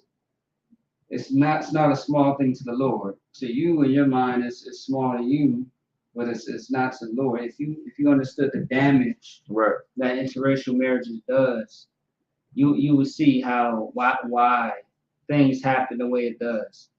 Why there's so many consequences that come behind interracial marriages. That's right. If it's such a small thing, then why did a whole community get destroyed behind a false lie of someone being accused of interracial marriage? What about once again in the Bible, the earth was flooded at one point. That is big. That ain't small. I mean, there's so many things, that happens. You know what I mean? Like that happens to our people when they see that we are going against nature. Right. When the Lord sees that we are going against what he says. It's a big thing. It ain't small. If that's the case, I mean, if you have not been paying attention to all the racism that's been going on, just understand it's not a black or white thing. It's really a Jacob and Esau thing. Right. And if you don't know what the hell I'm saying, you got to come to class. That's right. You have to stay in class to really understand the spirit behind why traumatic things like that happens to a people. All right. Otherwise, if you want to keep being simple and silly, you're gonna find yourself in a situation that you probably won't be able to get out of. I don't know. You know what I mean? But Lord be with you. And I pray that you understand, because it's about to get worse. No. It's going to continue to get worse until Christ returns. That's also what Christ said himself. So if you don't want to be in a crossfire, it's best that you get yourself prepared for the battle. That's already here. That's right. That was it. Salaki. And no, count. Hey, clap it up. Don't give me a hand. That's precisely to the point of what we're talking about here. Because if you look at all the other nations, they know this. Yeah. That's why they thrive and they excel in their endeavors, because they keep to themselves. They keep their families to themselves. They keep it nice and tight and close. And it works. Right. They've got kingdoms established. They've got whole countries with military power and healthcare systems and education systems and all these businesses. You know what I'm saying? Like they've got the means to defend themselves. Right. They've got the means to protect their people. They've got the means to provide for their people. Now, whether they do it or not, that's a them problem. We got a us problem to worry about. Right. We don't have the opportunities and advantages that they have over us. We don't have that over them. We don't have that amongst ourselves. So that's why we got to come back to this truth. That's why we got to come back to this school UPK. That's why we got to come back to these brothers, these priests and prophets, and the Command General Yohana, to get this job done ourselves, because they're not going to do it. Mm-hmm. They're not. Nobody else was going to go to Akuma for the Haitians. Right. Nobody, except for the UPK. Nobody. You got plenty of people that'll give a Hamite a burger. Captain Tazariak ain't got to be responsible for that. That's right. You just talking about a sandwich. We talking about a whole group of people, whole families under a bridge, left secluded under a bridge with no help, no aid, no hygiene, no first aid, no food, no diapers, no water, nothing. Right. Everybody want to bitch and moan like for the lanes. Everybody want to complain about a little African boy that can't get a sandwich. Nobody complained for the little Edomite boy that he also got turned away. Nobody complained for him, because they've got people for that. Right. They've got their own people for that. They got their own communities that can provide for themselves just fine. And we know this because, again, their shops are all over our neighborhoods. So they're getting all of our money. They're good.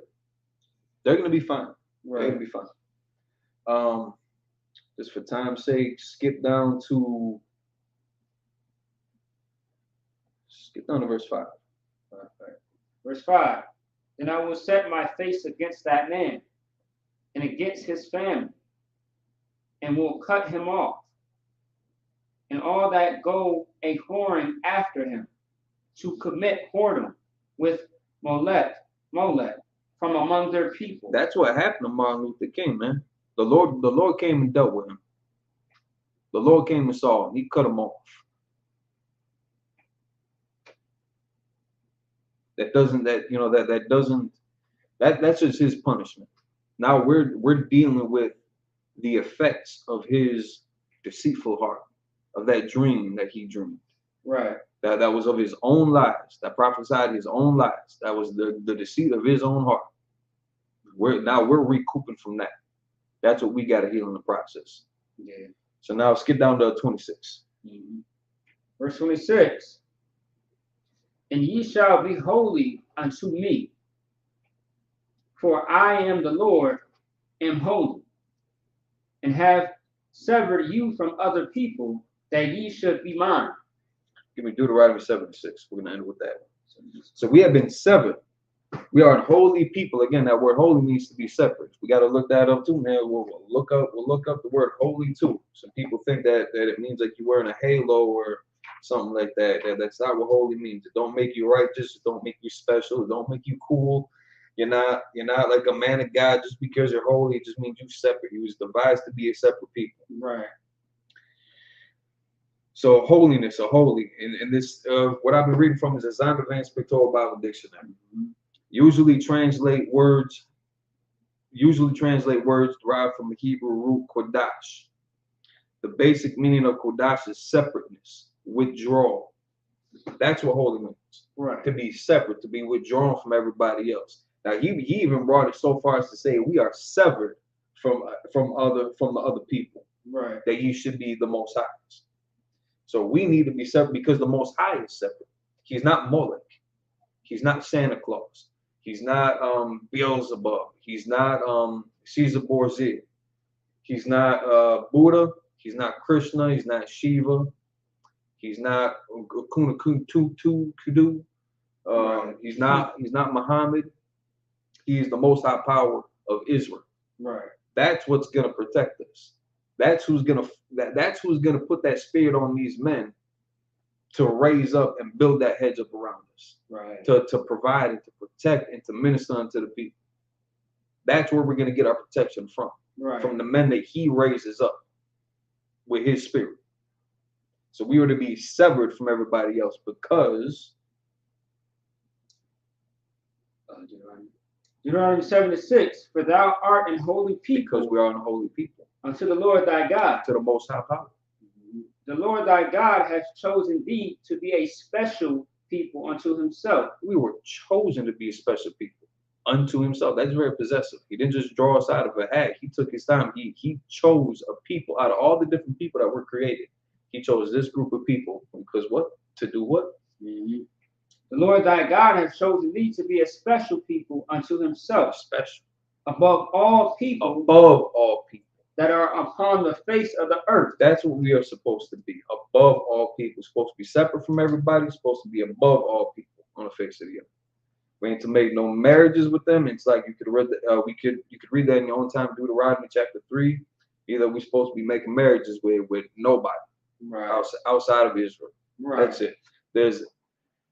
Believe you me, there are plenty of beautiful women in the 12 tribes. Right. And for the sisters, there are many strong men to choose from in the 12 tribes. You got good, solid brothers over here. And you got the softest, tenderest women in Israel over here. Right. So, I mean, any questions, comments, or concerns, you can definitely get in contact with the school near you. You can go to isupk.com. The website is pretty much all up and running. I think they're tweaking out a few more things, but it's pretty much fully functional. So you can go back to the contacts list, get in contact with the school near you. Follow us on social media platforms. I mean, pick one. We on all of them. We on all the different forums. Just a stone's throw away from you. Pay your tithes. You got the Passover coming up. We're gonna get into these security announcements. Martin Luther King's dream was a nightmare and it failed our people. We are not to integrate, but we are to segregate as one holy nation. So Salaki, with that, we're gonna get into the security announcements. With ISUPK, started out at 1 West on the 25th Street, Harlem, New York. Rule for new brothers and sisters. When a new brother or sister comes into the school, they're off limits for 6 months. They're to be saluted only. They're here to shed themselves of the world. If they need transportation, the teacher will arrange it. After 6 months, if a brother or sister has an interest in a particular person, he or she must get permission from the head to speak to a brother or sister. There's another 6 months in which the brother and sister will court each other. After this 6-month period, the brother and sister will get permission from the head to marry. Tithe, which is a commandment. You can find it in Numbers chapter 18, verse 21, and Malachi chapter 3, verses 8 through 10. It means sent in the Hebrew, Ma'ishur. 10% of every penny of any increase the Lord gives you, give to the treasury department and teacher. Priest fund, free will offering for priests, not mandatory, whatsoever amount you would like. So you can still go to isupk.com, hit that tithes button. You can pay your Passover funds, which is $20 per brother and sister that's 17 years of age and older. If you got extra, you can certainly donate extra. But there's always going to be a box down there, a note box where you can designate what the funds are for, whether it's tithes, donations, priest funds, Passover, this, that, or the third. Depending on what the school's criteria is near you. If you got the Zelle app, you can go to first name Israelite School, last name UPK, email ties@upk.com. Got the Cash app, you can go to $ UPK Minnesota, all caps. Otherwise, get in contact with the school near you, see what their payment system is like. And upcoming Holy Convocations, we got Purim coming up, March 5th. March 5th at sundown to the 6th at sundown. Again, get into contact with the schools near you to see what the accommodations you might need and any contributions that you can make. We got Passover coming up April 1st out there in Raleigh, North Carolina at the Raleigh Convention Center. Israel is commanded to be at the Passover. Purim is something that we all do kind of in our own zones. If you can travel somewhere else or something like that, you're gonna kick it with another school. Ain't nothing wrong with that. In a different city, that's fine. But everybody is commanded to fall on Raleigh, North Carolina. You know what I'm saying? Everybody's commanded to celebrate this as a nation of people at the Raleigh, North Carolina Convention Center. April 1st at sundown. Immediately following afterwards, it's gonna be the Feast of Unleavened Bread. So get ready to kick that off too. Start taking some of the baby steps. Anything that's got yeast, anything that's got any type of leavening in your food or in your products, start getting that kind of, at least take a mental note of it so that you can put that out your house, so that when you come back, you're not, you know what I'm saying, you're not in violation.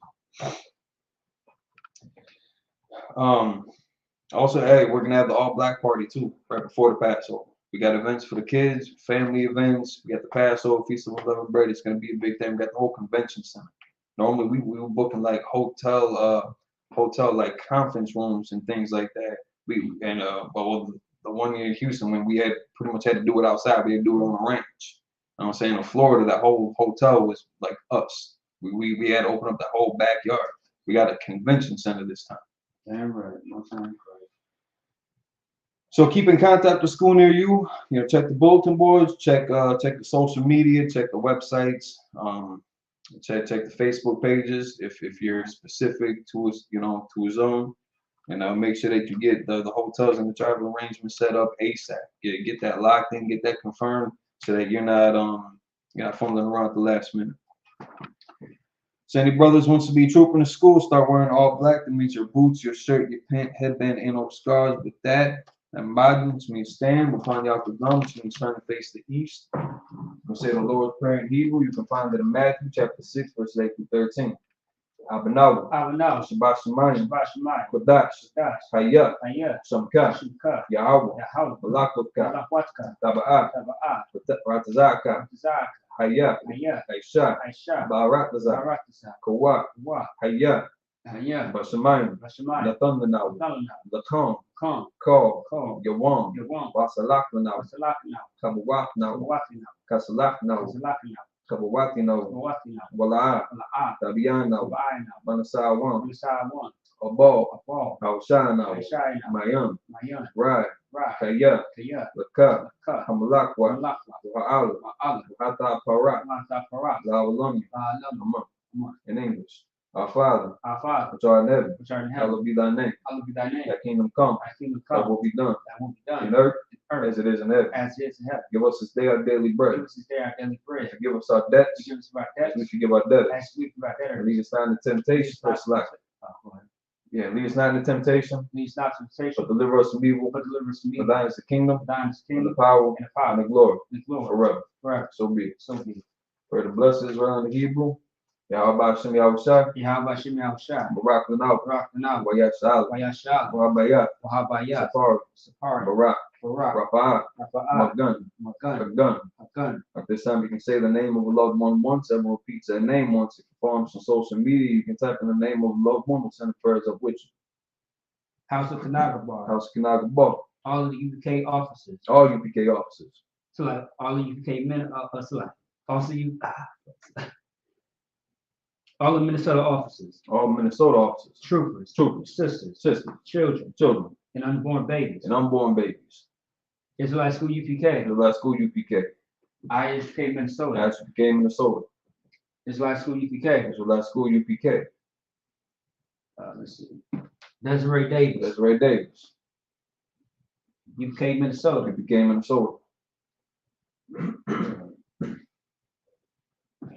All of UPK. All UPK.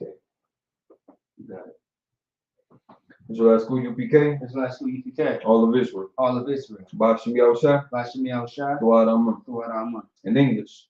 Lord, in the name of Yahushua. Lord, in the name of Yahushua. Bless us and Israel. Bless us and Israel. In the school. In the school. Bless. Bless. Heal. Heal. Shield. Shield. Protect. Protect. Our loved ones. Our loved ones. In the name of Yahushua. In the name of Yahushua. Thank you, so be it. Thank you, so be it. Blessed are you, Yahweh. Blessed are you, Yahweh. King of heaven and earth. King of heaven and And earth. all things living. All things living. Yahweh. Yahweh. In the name of Yahushua. In the name of Yahushua. Listen to us now. Listen to us now. Right now. Right now. The evils and curses. The evils and curses. And punishment and destruction. Punishment, destruction. To the heathen. To the heathen. That speak against That us. speak against Thy prophets. Thy prophets. The teachers. The teachers. The princes. The princes. The priests. The priests. The Israelite brothers. Israelite brothers. In the school. In the school. And evils and The curses. evils and curses. And punishment and destruction. Punishment, destruction. To the heathen. To the heathen. And shake loose. Shake loose. The treasure of the rich of Israel. The treasure of the rich of Israel. That refuse to give to the school. That refuse to give to the school. Force their riches. Force their riches. To enter thy To sanctuary. thy sanctuary. And evils and To curses. evils and curses. And punishment and destruction. Punishment, destruction. To the Edomites. To the Edomites. And the nation. And the nation. And their drug And the dealers. drug Court system. court system. Prison system. Prison system. Planned Parenthood. Planned Parenthood. All the governments of our enemies. All the governments of our enemies. Amalek synagogues and armies. And less synagogues and armies. Roman Catholic Church. Roman Catholic Church. The Pope. The Pope. Islam. Islam. Christianity. Christianity. Egyptology. Egyptology. Militia. Militia. Ku Klux Klan. Ku Klux Klan. Aryan Nation. Aryan Nation. Skinheads. Skinheads. Pascomatizing. Pantomatize. The gay movement. The gay movement. Lesbian The movement. lesbians. Spies. Spies. Workers of witchcraft. Workers of witchcraft. Anti-space program. Space program. Army. Army. Navy. Navy. Air Force. Air Force. Marines. Marines. Wall Street. Wall Street. Open up the internet. Open up the internet. And the airwaves. The airways. Cable access channel. Cable access channel. And the radio channel. And the radio channel. Convict the spirit Convict the of spirit. any of thy people Any of thy people. that seek to stop us To stop us. and bring swift destruction Bring swift to destruction. all the heathens To all the that heathen. stand in the way That stand in the way. or try to stop us Try to stop. from broadcasting your words Broadcast your words. throughout the planet Earth. Throughout the planet Earth. Let loose all the plagues, That is all the plague. cause them to go to and fro Cause go to and fro. through the earth and consume To it. the earth and consume. Let the plague shake the house of the thief Let the place in the house of the thief and the murderer. and the murder. Let Yahushua, Then Yahushua. Michael and Gabriel, Michael and Gabriel. come down with the flying And saucers, now the flying saucer. punish all the evil Punish all the that come up against that us come up against as us. we speak thy As word. we speak thy word. Cause it to be known by all. Cause we know by all. It's the angels that have done it. His angel hath done it. Cause it to be spread through the media Cause the spirit in the throughout the media. whole world. Throughout the whole Cause world. them to shake it that come. Cause the shake at that In the coming. name of Yahushua, Name Yahushua. thank you always. Thank you all. So be it. So be it. Talk to the front. Men of Israel, Magim Shabbat, Magim, Barak, Yahweh Hashem, Yahushua, Barak Adom, Yazmatah, hands down. Courtesy salute for the sisters. Men of Israel, saw to the sisters. Magim Shabbat, Magim, Barak, Yahweh Shemal, and Atam, Hashem, Yahushua, Yazmatah. That's dismissed. All right.